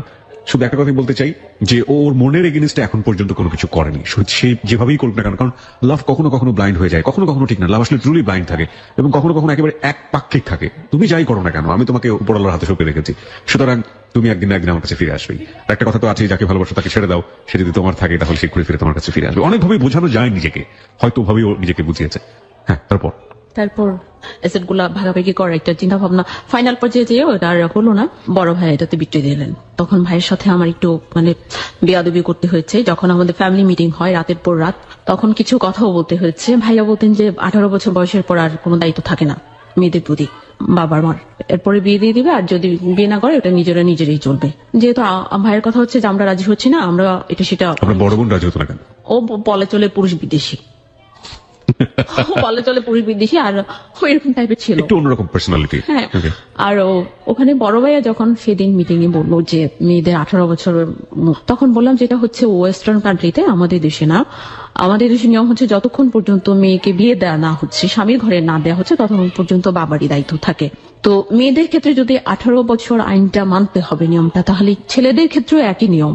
অন্তত বিয়ে করিয়ে দেওয়ার পর, ব্যবসা বাণিজ্য দিয়ে দেওয়ার পর, পরে তো বাবার আর ছেলে সংসার চালানোর কথা না, তাহলে এখনো কেন আব্বার তোমাকে মাসে মাসে টাকা দিতে হয়? এইভাবে যখন ভাইয়ের সাথে কথা বললো, অবশ্যই বেয়াদবি হয়ে গেছে, আমি ওনার অনেক ছোট, কিন্তু পরিস্থিতির কারণে এসব বলতে হলো। এভাবেই আর কোনো সমাধান হলো না। তারপর আমি গ্রাজুয়েশন কমপ্লিট করে জব নিয়ে ঢাকায় চলে আসলাম, জব করছি। তারপর আমার আপু জব চলে আসে, ছোট ভাইয়ের কিছুদিন পর ইটালির ভিসা হয়ে যায়, উনিও ইটালিতে চলে যান।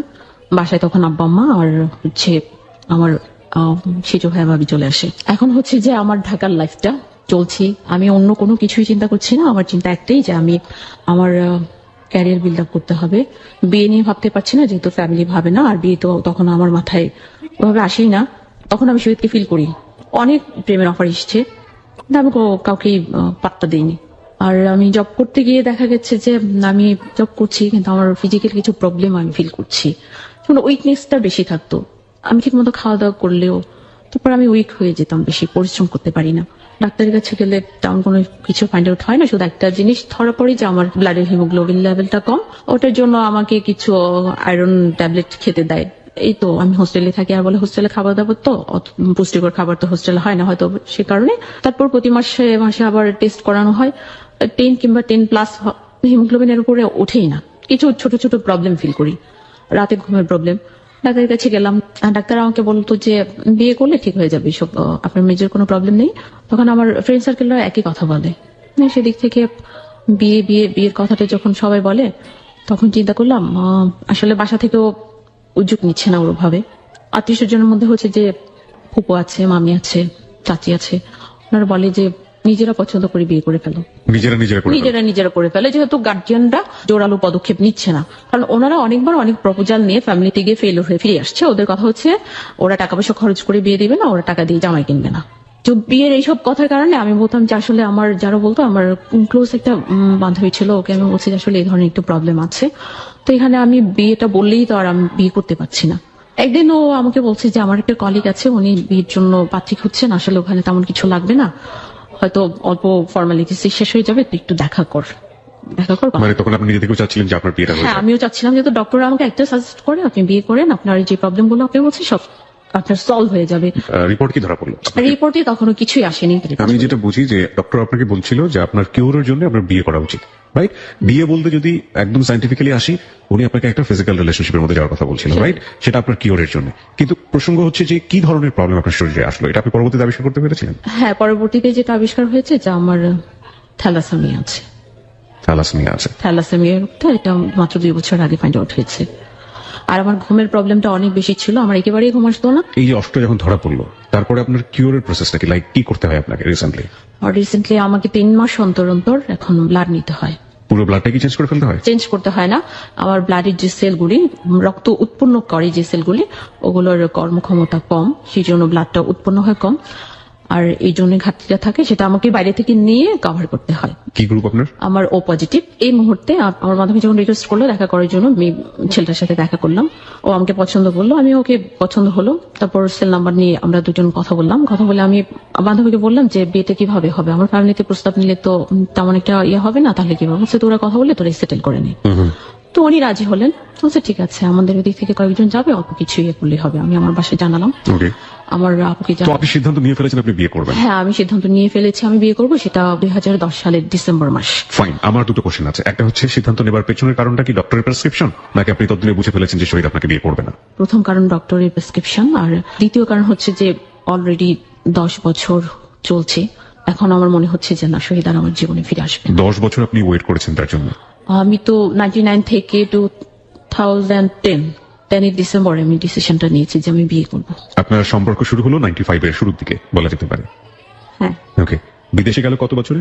4.5 বছরের মাথায়। 4.5 বছরের মাথায়। এপ্রিলে। ওকে। আপনি সিদ্ধান্ত নিলেন কবে বিয়ে করবেন? 10 বছর অপেক্ষা করার পর 11 বছর মাথায়, সেটা হচ্ছে যে 2010 সালে ডিসেম্বরে।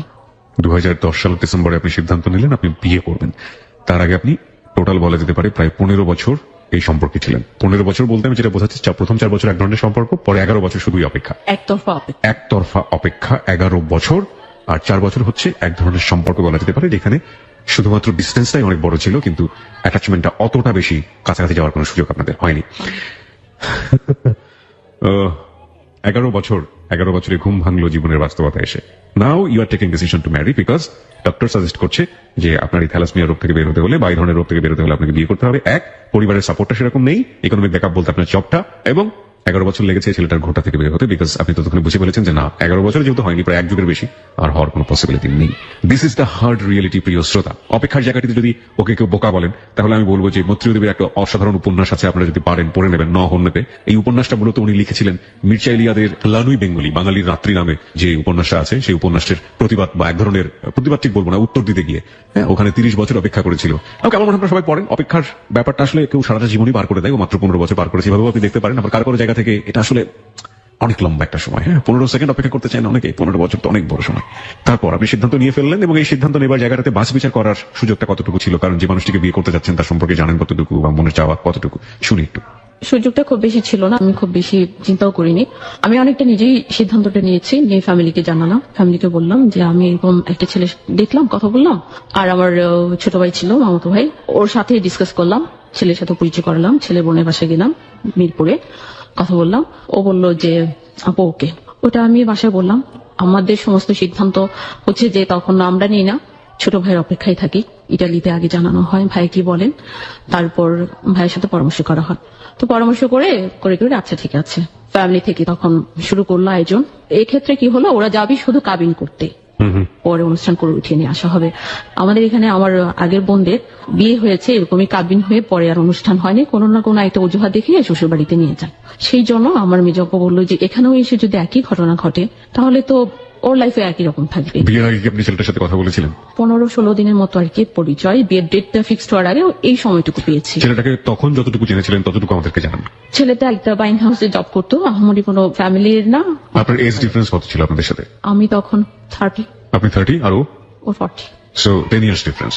ওকে ফাইন। তারপর আমার ফ্যামিলি থেকে এটা হলো যে আমরা তাহলে মোটামুটি ধরে নেব যে এটাই শেষ অনুষ্ঠান, আমরা এভাবে শুরু করবো। টু বি অনেস্ট, আমাকে একটু বলবেন যে আপনি এই যে 30-তে আছেন, আপনার ভিতরে কখনো আপনি ফিল করতেন কিনা যে আপনার বয়সটা তো বেড়ে যাচ্ছে? হ্যাঁ ফিল করতাম, এটার জন্য লজ্জাও পেতাম, মানে একটু খারাপও লাগতো, বাসায় গেলে বেশি খারাপ লাগতো। আর কোন আত্মীয় স্বজনের বাড়িতে বেড়াতেও যেতাম না ঈদের তিথি ছুটিতে গেলে, কারণ গেলে একই প্রসঙ্গ ঘুরে ফিরে আসতো, তো বিয়ে করবে কবে? নিজেরাই করে ফেললাম, খুবই নিজে ফিল করতাম। আর আমি বুঝাতে পারবো না ফিলিংসটা, তো এটা আমার মনে হয় যে সবাই বুঝতে পারবে যে তখন কি হয়, কি ফিল হয় যখন সবাই এভাবে বলে। Exactly, একটা মেয়ের জন্য আসলেই কঠিন এই জিনিসটা ফেস করা। তারপর সিদ্ধান্ত নেওয়ার পর আমার বাসায় অ্যারেঞ্জ করা হলো যে আমরা গায়ে হলুদ তুলে সবকিছু করবো। হলুদে অ্যারেঞ্জ করা হলো, হলুদের অনুষ্ঠান সবকিছু চলছে। তো ওই রাতে হলুদ পরদিন ওদের যাওয়ার কথা, কাবিন হবে। হলুদের রাতে হঠাৎ করে ফোন করি ছেলেটা আমাকে জানাবে যে ওরা পরদিন যেতে পারছে না। তখন আমি জিজ্ঞেস করলাম কেন, ওর বোনের জামাই কোনো একটা প্রবলেম, বিজনেসের কাজে চিটাগং চলে গেছে, ওরা 1 সপ্তাহ পরে যাবে। তো এটা আমার ফ্যামিলিতে জানানো হলো, বলে যে ঠিক আছে আমরা 1 সপ্তাহ অপেক্ষা করবো। তারপর এটা নিয়ে বাসায় অনেক রাগারাগি হলো। আপু মেজো আপু আমাকে বললো যে কেন এরকমটা হলো, মান সম্মান নষ্ট হবে এটা সেটা। আমি তারপর ঢাকায় চলে আসলাম, ওর সাথে যোগাযোগ করার চেষ্টা করলাম, আর আমার ফোন রিসিভ করে না, ফোন একেবারে রিসিভ করে না। অন্য নাম্বার থেকে ফোন দিলে আমার ভয়েস শুনলে সে কেটে দেয়। আমি কোনোভাবেই জানতে পারলাম না যে কেন এ কথা বললো। তারপর আর বিয়েটা হলোই না, ভেঙে গেল সেখান থেকে বিয়ে। আমি হলুদ স্টেজে হলুদ হাতে মেহেদি পরে বসেছিলাম, সবাই আনন্দ করছে, ছবি উঠাচ্ছে, ভিডিও হচ্ছে। সেদিন সেখান থেকে বিয়েটা ভেঙে গেল, আমি জানি না কি কারণ। তারপর আমার এই কথা শুনে আমার এক বান্ধবী বলল ফোন নাম্বারটা দাও, আমি চেষ্টা করি ওনার সাথে যোগাযোগ করার। সে নিল, কথা বললো, মেইন পয়েন্ট যেটা বের করলো যে ওর বোনের জামাই নাকি বলছে যে ওর মনে হয়েছে যে আমার আসলে শক্ত কোনো গার্জিয়ান নেই, ওরা ওর কোনো গার্জিয়ান পায়নি, সেই জন্য ওরা একজি হয়নি। এটা এখানে শেষ। আমি আবার একটা হোঁচট খেলাম, ফিজিক্যালি খুব সিক হয়ে গেলাম। তারপরে ওই মুহূর্তে আমি খুব কষ্ট করে জব করছিলাম, আমি বাঁচার জন্য প্রাণপণ চেষ্টা করছি, শুধুমাত্র বেঁচে থাকার জন্য। আবার চলছি, জব করছি, একটা পত্রিকার সাথে জড়িয়ে গেলাম, ক্রাইম রিপোর্টার। যখন পত্রিকায় কাজ করলাম তখন স্যার কিংবা বন্ধুদের উৎসাহে ওরা বললো যে তুমি মনে হয় টিভি রিপোর্টিং এ গেলে ভালো করবা। ওদের সবার উৎসাহে আমি কি টেলিভিশন জার্নালিজম কোর্সে ভর্তি হয়ে গেলাম। কোর্স কমপ্লিট করে অলরেডি সিবিটিভি বিভিন্ন চ্যানেলে দিয়ে দিলাম। এখনো আবার সে ঘুরে ফিরে একটা কথা আসে, বিয়ে। কেউ আমাকে বিয়ের কথা বললে আমি বলি যে বলবেন না একটা অনাথ মেয়ে আছে, যদি কেউ রাজি হয় তাহলে। তারপর এরকম হাসি ঠাট্টা তামাশার মধ্যেই বলতাম। একটা আপু ছিল, বড় আপু, উনি অনেক সময় বলতো যে বিয়ে করে ফেল না, কবে বিয়ে করবি। বলছে আপু দেখো তো আমাকে কে নিবে, যেখানে ফ্যামিলিতে যত কদর নেই, ফ্যামিলি থেকে কোনো আগ্রহ দেখায় না, দেখো কোনো নানা দাদা পাও কিনা, এরকম দুষ্টুমি করতাম। এরকম দুষ্টুমি করতে করতে ওই আপু একদিন আমাকে সিরিয়াসলি বললো যে আসলে কি সিরিয়াসলি তুমি বিয়ে করবা, যদি করো আমি একজন আমার কাছে মেয়ে খুঁজছে, তাহলে পরিচয় করতে পারি। তখন আমি বললাম যে আসলে তুমি কতটা ভালো মনে করবো, সে কথা বলে দেখো। বললাম আচ্ছা ঠিক আছে, কথা বললাম, দেখলাম। ফার্স্ট দেখার পর অনেকে আমার পছন্দ হলো না।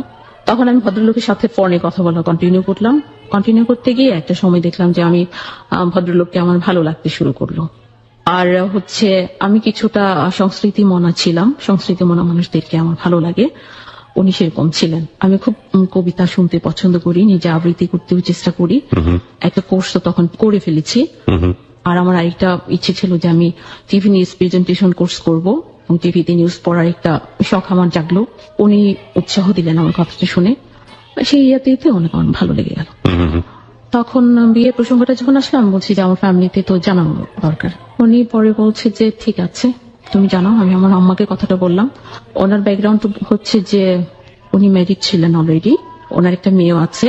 আবার বিয়ে করার কারণ হচ্ছে যে ওনার ওয়াইফ, মেয়েটা যখন হয় তখন ওনার একটা মেয়েলি প্রবলেম হয়ে যায়, উনি ইনভ্যালিড হয়ে যান, সেই জন্য ওনাকে আবার সেকেন্ড বার বিয়ে করার চিন্তা করতে হচ্ছে। আমি আম্মাকে কথাটা বললাম, শুনে আমি ঠিক বুঝতে পারিনি, আপনি একটু আরেকটু ক্লিয়ার করবেন আসলে ইনভ্যালিড বলতে আপনি কি বোঝাচ্ছেন? হাজবেন্ড ওয়াইফের যে রিলেশনটা, ওই রিলেশনের ক্ষেত্রে উনি ইনভ্যালিড হয়ে যান। আর উনি সেজন্য কোনো ডিভোর্স হয়ে যায়? ডিভোর্স হয়নি, উনি ছিলেন, ওনাকে উনি রেখেছেন, উনি অনেক বেশি অসুস্থ ছিলেন, কোমায় চলে গিয়েছিলেন। ওনার বেবিটা হতে গিয়ে ওই সময় ওনার ওয়াইফ কোমায় চলে গেছেন। সেখান থেকে উনি ফিরে এসেছেন, বেঁচে আছেন, কিন্তু উনি অনেক অসুস্থ, অনেক রকমের প্রবলেম ওনার মধ্যে। এটা কি ওনার ওয়াইফের সমস্যা নাকি ওনার হাজবেন্ডের, মানে আপনি যার সাথে রিলেশন করতেছেন তার সমস্যা? ওনার ওয়াইফের সমস্যা। ওনার ওয়াইফ ফিজিক্যালি মানে সাউন্ড না, তাই তো? উনি আর সক্ষম নন, এরকম একটা অবস্থায় চলে গেছেন। হাজবেন্ড তার জায়গায় ঠিক আছেন, তাদের একটা সন্তান আছে, তাই তো? এটা হচ্ছে সিচুয়েশন, এটা আপনাকে খুলে বললো বিয়ের আগে? হ্যাঁ। ওকে ফাইন, তারপর আম্মাকে বললাম, আমাকে বলার পর আম্মা বলছে যে ঠিক আছে তাহলে আমি লোক পাঠাই খোঁজ খবর নেওয়ার জন্য। এখন কোনো সিদ্ধান্ত নিস না, আমি লোক পাঠাবো। আমি ওনাকে বললাম, বলার পর বলছে যে না এটা বাড়াবাড়ি হয়ে যাবে, এত কিছু করার দরকার নেই, তোমাকে আমার ভালো লেগেছে প্রথম দিন দেখেই, আমাকে যখন তোমার ভালো লেগেছে আমরা মনে হয় সিদ্ধান্ত নিতে পারি। উনি একটা নামকরা কোম্পানির এক্সিকিউটিভ ডিরেক্টর ছিলেন। ইডি ছিলেন? হ্যাঁ ইডি। আচ্ছা, নামটা জানতে পারি? ওনার নিকনেম হচ্ছে তপু। তপু এক্সিকিউটিভ ডিরেক্টর একটা কোম্পানি, ওনার তো বয়স তাহলে অনেক হওয়ার কথা। ওনার বয়স তখন 43। 43, মানে আপনার সাথে বয়সের ডিফারেন্স তাহলে কত দাঁড়াচ্ছে? 11 থেকে 12 বছর। হ্যাঁ, ওকে, তারপর কি করলেন আপনারা? উনি আমাকে সময় দিলেন না, সময় পিছাতেও চাইলেন না। একদিন আমরা ঘুরতে গেলাম আশুলিয়াতে, ওখানে কফি খেতে খেতে উনি কিছু কথা বললেন, ওনার সুখ দুঃখের কথা যেসব। উনি ওনার ড্রিম বলে যখন আমাকে বললেন আর কষ্টের কথাগুলো বললেন, আমার ওনার প্রতি একটা সিম্পেথি কাজ করলো। বেবির বয়স কত ছিল? বেবির বয়স বলতে বেবি না, মেয়েটার বয়স 24। And that times you were 30, 31. Only 6 and 7 years difference. কোশ্চেনটা কি কখনো এরকম হট ছিল আপনার কাছ থেকে যে আপনি আমার বয়সী মেয়েকে কেন বিয়ে করতে চাচ্ছেন, যেখানে আপনার মেয়ের বয়স মাত্র 4 বছর বা 5 বছর ডিফারেন্স? উনি চাইতেন যে মেয়ের ছোট এরকম না, মেয়ের চেয়ে অন্তত 1-2 বছরের বড় হোক। আর ওনার লজিক যেটা ছিল যে উনি বলতেন যে আমি তো জেনারেশন ক্রিয়েট করবো। ওকে, দ্যাটস আ গ্রেট লজিক। 30 পরে অনেক সময় সমস্যা হয়। ফাইন, তারপর? হ্যাঁ, আমি রাজি হলাম, আর আমি আমার যে থ্যালাসেমিয়া রোগটা আছে সেটা ওনাকে খুলে বললাম। তাহলে তো ব্যাপারটা নেগেটিভ হয়ে যাওয়ার কথা। কেন বলছি, অলরেডি আপনি ক্রস করেছেন 30। উনি যদি বেবি বা জেনারেশন ক্রিয়েট করার কথা চিন্তা করেন, আমি ঠিক জানি না, অ্যাকর্ডিং টু ডক্টর প্রেসক্রিপশন 30 পরে অনেক সময় সমস্যা হয়। হ্যাঁ, এটা ওনার জানা থাকার কথা, যেহেতু উনি শিক্ষিত ছিলেন এবং একটা কোম্পানির executive director. It's not a matter of joke. তারপরে যেটা সেটা হচ্ছে যে আপনার অলরেডি থ্যালাসেমিয়া পেশেন্ট আপনি, এবং আপনার প্রবলেম হতেই পারে। তো এত কিছু জেনে কেন আপনার প্রতি উনি টেম্পারেট হবেন? আমি তখন ওনাকে বললাম যে আমার থ্যালাসেমিয়াটা আছে, আপনি এটা সম্পর্কে যদি ধারণা না থাকে তাহলে ডাক্তারের সাথে কথা বলে দেখতে পারেন। উনি আমাকে উত্তর দিলেন যে দেখো, আমি সমুদ্র সাঁতরানো মানুষ, পুকুর দেখে ভয় পাই না। আমি আমার ওয়াইফকে নিয়ে যে কষ্ট করেছি 10টা বছর, আর তোমার এই রোগটা তেমন কোনো কিছুই না, আমি এটা নিয়ে ভাবছি না। তুমি আমার উপর পুরোপুরি বিশ্বাস করতে পারো। তখন আমি বিশ্বাস করলাম, ভরসা করলাম, এই জন্য রাজি হলাম। কিন্তু আমার একটা আবদার ছিল যে আমার খুব স্বপ্ন ছিল আমার এনগেজমেন্ট রিংটা ডায়মন্ড রিং হবে। উনি রাজি হলেন। আমরা গিয়ে ডায়মন্ড রিং পছন্দ করে কিনলাম। উনি আমাকে রিং পরালেন। বলা চলে যে আমাদের এনগেজমেন্ট হয়ে গেল। আর সেই মুহূর্ত থেকে আমি তখন ওনার বাগদত্তায় এভাবে নিজেকে ভাবতে শুরু করলাম। বিয়েটা হয়নি তখন? তখন বিয়েটা হয়নি। এটা হচ্ছে যে 2013 আগস্টের একদম শেষের দিকে, কিছুদিন আগের ঘটনা। এই কিছুদিন আগের ঘটনা। ডেট ঠিক হলো যে সেপ্টেম্বরের 6 তারিখ, শুক্রবার বিয়ে হবে। ওই ডেটেই বিয়ে করতে রাজি হয়ে গেলাম। পছন্দ করে বিয়ে শাড়ি কিনলাম। বললাম যে আমি বউ সাজবো, বিয়ে করবো তো অবশ্যই বউ সাজবো। প্রত্যেকটা মেয়ের জীবনেই একটা স্বপ্ন থাকে। উনি বলছে যে এভাবে সাজিয়ে টাজিয়ে নিতে তো আমার বাসায় প্রবলেম হবে। আমি কিছু জানি না, কিন্তু আমার বউ সাজবো। ঠিক আছে, দেখা যাবে। উনি কি প্রথম ওয়াইফের কাছ থেকে পারমিশন নিয়েছিলেন? উনি নিয়েছেন, এবং আমি নিজেও প্রথম ওয়াইফের সাথে ফোনে কথা বলেছি। আমাকে বাসায় যেতে বলেছেন যে তুমি চলো আমাদের বাসায় কথা বলবা তোমার আপুর সাথে। আমি বলছি না, বাসায় যাবো না, আমাকে ফোনে কথা বলতে দিন। তো 2 দিন আমি আপুর সাথে বিয়ের আগে কথা বলেছি। আপু টোটালি পারমিশন দিয়েছেন, ওনার প্রবলেম গুলো খুলে বলেছেন। তপু সম্পর্কে ওর ব্যাকগ্রাউন্ড সবকিছু আমাকে তুলে ধরেছে। আপু আমাকে এভাবে বললেন যে ঠিক আছে তুমি আসো, তোমাকে আমি আমার ছোট বোনের মতোই গ্রহণ করে নিব। ওনার মেয়ের সাথে কথা বলেছিলেন? না, মেয়ের সাথে কথা হয়নি। কথা বলা হয়নি। আপনাকে বলেছিল বাসায় যেতে, আপনি বাসায় যাননি। নোট অন দ্যাট পয়েন্ট, প্রিয় শ্রোতা। এই বিষয়গুলো কিন্তু খুবই গুরুত্বপূর্ণ। আগেও বেশ কিছু বিষয়গুলোকে আমি নোট করতে বলেছি, এগুলো একটু মাথায় রাখতে হবে গল্পের শেষের জন্য। এত কিছুর পরে যে বাসায় আপনাকে এভাবে নিতে প্রবলেমটা কোথায়? লাইক আপনি শাস্তে যাচ্ছেন, উনি শাস্তে দিচ্ছেন না, বা এরকম কোনো কিছু? এটাই জানতে চেয়েছিলাম। আমি বলছিলাম যে যেহেতু আপুর পারমিশন আছে, তাহলে আপু নিজে এসে আমাকে সাজিয়ে গুছিয়ে বিয়ে করে আমাকে বাসায় নিয়ে যাক। উনি বলছে যে না, তুমি এই যেটা করো না, আমরা এমনিতে পরে তুমি বসে যাও। আমাকে আরেকটু বলবেন যে এই যে শহীদের জন্য এতদিন ধরে অপেক্ষা, আপনি কি শহীদকে জানালেন যে আপনি বিয়ে করতে চাচ্ছেন? শহীদ তো আমার সাথে কোনো যোগাযোগ করে না, এবং শহীদের কোনো সেল নাম্বার, কোনো অ্যাড্রেসই আমাকে কখনো দেয়নি। লাস্ট কবে যোগাযোগ হয়েছিল ঘটনার আগে?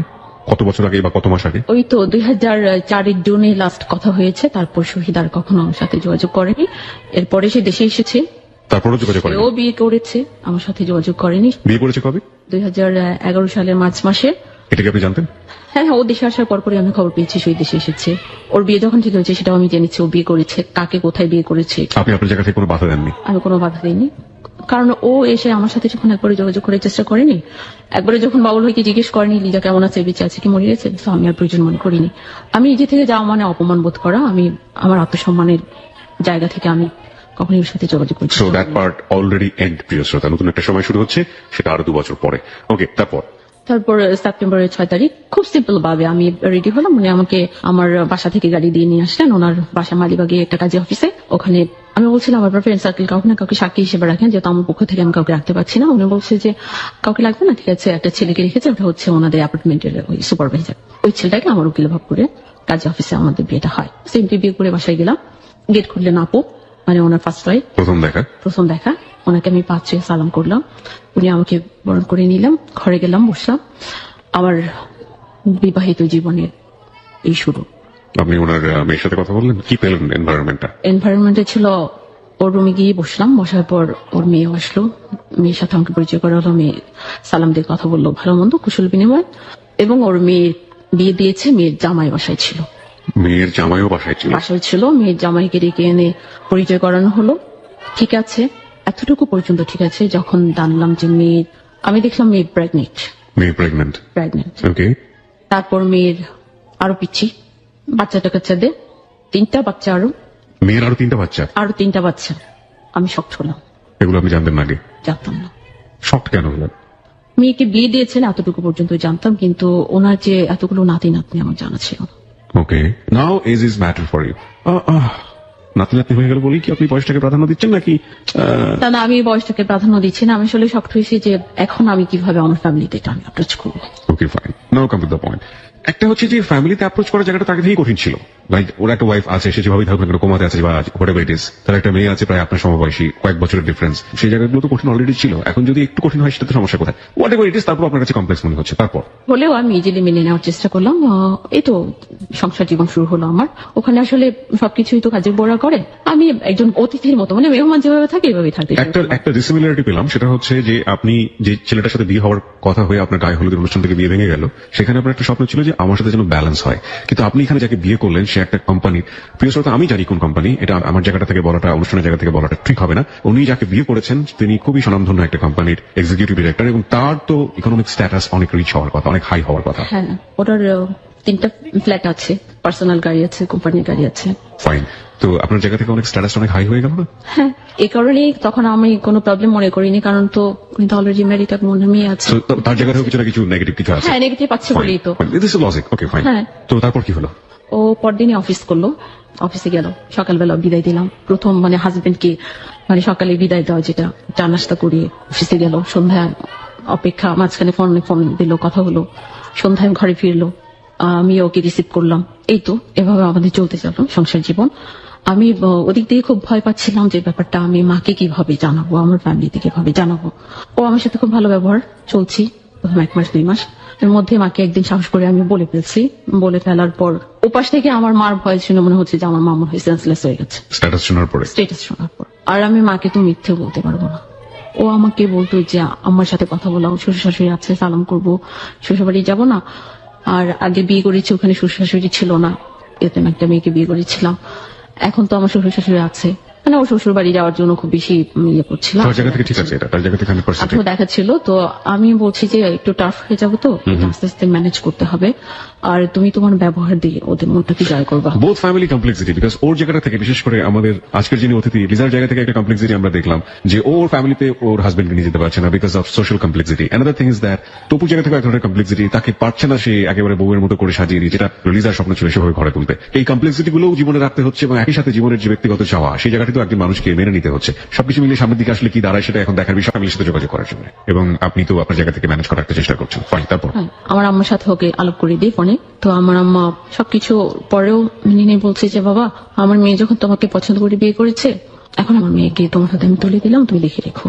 তখন বললো যে আম্মা, ওকে নিয়ে আপনি কোনো চিন্তা করবেন না, আমি ওকে দেখে রাখবো। তো আমিও মনে মনে চিন্তা করতাম যে আসলে আমার যেরকম একটা সাপোর্ট দরকার ছিল, আমি মনে হয় সেরকম একটা সাপোর্টই পেয়েছি। জবের জায়গাটা কি হলো? জব ছেড়ে দিয়েছি। জবটা কেন ছাড়লেন? জব ছেড়ে দিয়েছি নিডলি। যদি আমার আর্থিক সচ্ছলতা থাকে আমার সংসারে, তাহলে আমি কষ্ট করে জব করবো না। সো যেটা হচ্ছে যে you sacrifice yourself. Okay fine, তারপর? ভালো চলছে আমাদের সংসার। প্রতিদিন সন্ধ্যায় অপেক্ষা করা, হাজবেন্ড ঘরে ফিরবে, ওকে চা করে দেওয়া, খাওয়ানো। আমি একটু ক্রিটিক্যাল জায়গাতে যেতে চাই। এইগুলো না, লাইক আপনার যিনি বুবু ছিলেন বা বোন ছিলেন, লাইক বোন বলবো না কি বলবো আমি জানি না, সত্যি শব্দটা উচ্চারণ করতে চাই না, আসলে কেমন লাগে, অড লাগে, আমি আপুই ডাকতাম। আপু ডাকতেন। তার সাথে তার রিলেশনশিপটা কেমন ছিল? লাইক আপনি ঘরের ভেতরে রিলেশনশিপটা? ঘরের ভিতরে রিলেশনশিপটা ভালো ছিল। তপু হচ্ছে একটু হট মেজাজ, তখন রেগে যায়, একটু রাগারাগি করে, আবার সব ঠিক হয়ে যায়। ওনাদের ব্যাপারটা কেমন? উনি আলাদা রুমে থাকতেন? আলাদা রুমে থাকতেন, ও থাকতো আলাদা। বিয়ের পর আমি পার্মানেন্টলি হয়ে গেছি, মানে ব্যাচেলরটা ওটা বলতে গেলে 23 বছর ধরে নেই ওদের মধ্যে। কত বছর ধরে নেই? 23 বছর। ওনার বেবি হওয়ার পরেই তো উনি ইনভ্যালিড। 23 ইয়ার্স কোনো চেষ্টা করেন বিয়ে করার জন্য? হ্যাঁ, উনি চেষ্টা করেছেন, বিয়ে ঠিক হয়ে ভেঙে গেছে। উনি অনেক গল্প বলেছেন যে অনেক জানতে গিয়ে দেখা গেছে যে হয় আমি পছন্দ হচ্ছে না আমার, কিংবা আমাকে ওরা পছন্দ করছে না, এরকম করে বিয়েটা হচ্ছে না। ওকে ফাইন, তারপর? তো আমার যে আপু, এবং ওনার মেয়ে, ওদের সাথে আমার রিলেশন খুব ভালো না খারাপও না। ও আমাকে কেন জানি বলতো যে তুমি ওদের সাথে খুব একটা মিশবা না, অ্যাভয়েড করবা। আমি বললাম যে অ্যাভয়েড করবো কেন, মনে মনে চিন্তা করলাম আমি আবার আপুর সাথে মিশতাম, মিশলে আবার অনেক কথা শেয়ার হতো। আপু উনি আবার প্রাইমারি স্কুলের টিচার, উনি এখনো জব করেন, তবু শুধু টাকা এনে দেয়, পুরো সংসারটা উনি পরিচালনা করে। মানে আপনার বড় আপু যিনি, মানে আপনার আপু যিনি? হ্যাঁ হ্যাঁ, আপু যিনি। হ্যাঁ, সম্পর্ক ভালো, ঠিক চলতেছে, কিন্তু তবুও মাঝে মধ্যে আমার সাথে একটা ঝামেলা করতো যে মানে খুব বেশি শ্বশুর বাড়ি যাওয়ার ইয়েটা নিয়ে। তো ও এটা সারা নিয়ে আমার সাথে একটু খিটিমিটি করা শুরু করলো। আর এটা কি, একটু ধৈর্য তো ধরতেই হবে, যেখানে একটু উইক পয়েন্ট আছে। ও বলছে না, আমার নাতি নাতনি আছে, তাতে কি হচ্ছে, তুমি কেনানি হচ্ছ, তোমার পেট থেকে তো কোনো সন্তান হয়নি। লজিক। তখন আমি বললাম আমার বিয়ে হয়েছে এখন বললে ওরা আসবে দেখতে, নিতে, জামাই নিবে, এসে এগুলি দেখলে, এত কিছু দেখলে কিন্তু সবাই ফেড আপ হয়ে যাবে। সে ভরসা ছিল আমার আম্মা আর আমার ছোট আপু। আমি দুইজনকেই ম্যানেজ করার চেষ্টা করছিলাম। ওরা বলছিল একটু সময় লাগবে, এই কথাটা কিভাবে বলি সবাইকে, আমাদের ছোট মেয়ের জামাই, আমরা চাই সম্মানের সাথে যেন সবাই নেয়, ওইভাবে ওরকম একটা পরিস্থিতি তৈরি হলে তখন বাসায় আনবো। কিন্তু তোর ধৈর্য ছিল না, বলতে চাই কাজ করো, তুমি তো বাপি সন্তান, অনেক কিছুই পাবা, বলো তোমাকে ইয়ে করতে, কিছু সেল টেল করে টাকা পয়সা দিতে। এটা সেটা আমি বলছি কেন, আমি কেন বলবো, আমার নিট কি এখন, এখন তো তুমি আছো, আর ওটা তো আমার বাবা মারা যাওয়ার পর তো আমি অটোমেটিকলি পেয়ে যাবো। এসব নিয়ে কথা কাটা দিতে 1-2 মাস পূর্ণ হয়নি, ওর মধ্যে এক রাতে ওর সাথে আমার ঝগড়া হয়েছে। এমন ঝগড়া যে আমার গায়ে হাত তুলেছে, আমাকে থাপ্পড় মেরেছে, আমি ঘুরে পড়ে গেছি, তারপর সে আবার আমাকে লাথি মেরেছে। আমি একদম ঠান্ডা হয়ে গেলাম, আমি কাকে বিয়ে করলাম কি যে না, এখন এটা কি দেখলাম। আপনার প্রপার্টি নিয়ে আমার সাথে এরকম আচরণ করলো? এই শ্বশুর বাড়ি যাওয়া নিয়ে, এবং তোমাকে কেউ কোনো কদর করে না নাকি, তুমি ফেলনা নাকি, এসব হ্যাঁ এভরিথিং জানতো। আর আমার ফ্যামিলিতে যে আমাদের রিলেশনটা ভাই বোনদের মধ্যে একটু ডিস্টেন্স আছে, এটাও আস্তে আস্তে তাকে আমি বলছিলাম। বলার পরে সে আমার এই উইক পয়েন্ট গুলো নিয়ে কথা বলা শুরু করলো। আমি ওর আগের মাথায় মোবাইল আছাড় দিয়ে ভেঙে ফেললাম। যাই হোক, এটা মিটমাট হয়ে গেল। ও পরে আমাকে সরি বললো, মেনে নিল। এটা হচ্ছে অক্টোবরের কথা। ঈদ গেল, ঈদের দিন আমরা খুব ঘুরলাম, মজা করলাম, ভালোই। নভেম্বরের দিকে এসে ওর মধ্যে আমি কিছু চেঞ্জ পাচ্ছি। ও জবের ক্ষেত্রে একটু বলতেছে যে ওর জবটা চেঞ্জ করবে, অফিস থেকে বিএফটিএফ করে, এরকম একটু রাত করে বাসায় ফিরে। আর আমার কাছ থেকে কেমন জানি দূরে সরে যাচ্ছে। আগে যেমন ঘরে ঢুকে দুহাত বাড়িয়ে আমাকে বুকে নিত, এখন না সেটা আমি ওর কাছ থেকে পাই না। আর ও কিন্তু মানে হুটহাটি আমি বলতে আই লাভ ইউ জান। আর আমিও একবার বলেছি ওকে, একদিন বলেছি। আমি মনে করতাম আমাকে অনেক ভালোবাসে, বিশাল একটা আশ্রয় ছায়া, আমি তো সেভাবেই আছি। আমি অনেক চেঞ্জ হয়ে গেছে, আমার ঘুমের প্রবলেমটাও কমে আসছে, ফিজিক্যালি আমি অনেকটা স্ট্রং, ভালো ফিল করছি। নভেম্বরে যে ওর চেঞ্জটা, একদিন রাতে সে আসেনি, 19 তারিখটা 10:30 বেজে গেছে। আমি ফোন দিলাম, কি ব্যাপার তুমি এখনো বাসায় আসনি, গাড়ি অনেক আগে চলে আসছে, ড্রাইভার চলে আসছে। বলছে আজকে তো আমি বাসায় আসবো না। বলছে তুই ফোন দিতে, তুমি আমাকে সেটা জানাওনি। বললে যে আমি ফোন দিতাম, তো এখন তুমি দিয়ে বলছো আজকে আসবো না, কোথায় থাকবা, ধানমন্ডি দেয় চাচার বাসায়, কেন কি দরকার? বলে এমনিতেই থাকে না, পুরুষ মানুষরা কত কিছু করে, বাইরে থাকে, হোটেলে থাকে। বলছি এগুলি কোন ধরনের কথা, এটা কেন তুমি বাইরে থাকবো, হোটেলে থাকবা, প্রয়োজনটা কি? বলছে থাকি না, তুমিও রেস্টে থাকো। রেস্টে কি দরকার আছে? বলছে থাকো, আর সেন্ট্রেট করো না, ফোন রেখে দিছে। সে রাত আমি তো আর ঘুমোতে পারলাম না। সকালবেলা 8:30টার মধ্যে সে আসছে। ও আসছে দেখে উঠে আমি তাড়াতাড়ি গেলাম, কিচেনে ঢুকলাম, চা রুটি নাস্তা দিলাম। তো দেখি একটু দিতে দেরি হচ্ছে, এর জন্য চেঁচামেচি করছে। চা নাস্তা করে এই ফার্স্ট সে বেরিয়ে গেল, যা আমার সাথে কোনো কথা না বলে, এবং প্রতিদিন যাওয়ার আগে আমাকে কপালে চুমু খেয়ে আদর করে রেখে দিত। এই ফার্স্ট সেই কাজটা করেনি, রাগারাগি করে সকালবেলা অফিসে গেছে।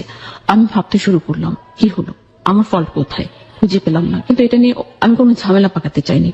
এর আগে আমি একদিন ফলো করি, আমরা বসে আছি টিভি দেখছি, ও ফোনে এসএমএস লিখে, শুধু এসএমএস লিখে, ওর আসে আবার রিপ্লাই দেয়।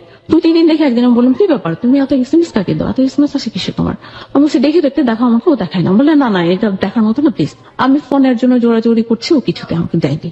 ও আমাকে বললো যে ওর কলিগের ওয়াইফ হচ্ছে টিচার, তো ও তো অনেক সাহিত্যিক ভাষা টাষা দিয়ে টেক্সট করে হাজবেন্ডকে, দুইজন দুই জায়গায় থাকে, তো হাজবেন্ড ওরকম রিপ্লাই দিতে পারে না বলে ওকে দেয়। ও আবার ওই রকম করে লিখে কলিগের নাম্বারে সেন্ড করলে কলিগ ওয়াইফকে ফরওয়ার্ড করে। আমি তুমি তোমার কলিগের ওয়াইফের জন্য এইভাবে এইসব করবা কেন? বলছি আসলে মেয়েটা তো রংপুরে থাকে, ও ঢাকায় থাকে, ও যেতেও পারে না, সময় দিতে পারে না, তো মেয়েটা একটু কষ্ট পায়, ও ভয় পায় যদি ওকে আবার ছেড়ে চলে যায়, অনেক বড় লোকের মেয়ে বিয়ে করছে, আমি সংসারটা টিকানোর জন্য একটু হেল্প করছি। সেটা কোনো কথা হলো? তুমি আমাকে সময় না দিয়ে কলিগের সংসার টিকানোর জন্য সময় দিচ্ছ। একটু রাগারাগি হলো, পরে দেখলাম 2 দিন অফ, 2 দিন রাতের এসএমএস দেয় না। তারপরে আমাকে একদিন বলছে ডিসেম্বরে, বলতেছে যে কাজ করো, তুমি তোমাদের বাসা থেকে কিছুদিন বেরিয়ে আসো। আমি চিন্তা করলাম আমার সাথে খিটিমিটি করছে, তো কেমন জানি ডিস্টেন্স তৈরি হয়ে যাচ্ছে, আচ্ছা আমি যাই, ঘুরে আসি, হয়তো পরে আমার অভাব ফিল করলে ও নিজে থেকে আবার নিয়ে আসবে। তারপর গেলাম, দিয়ে ফোন দিয়ে নামিয়ে দিয়ে ও চলে আসলো, আমাদের বাসায় যায় না, আমাকে মানে আমাদের বাসা থেকে দূরে নামিয়ে দিয়ে আমি রিক্সা চলে যাই।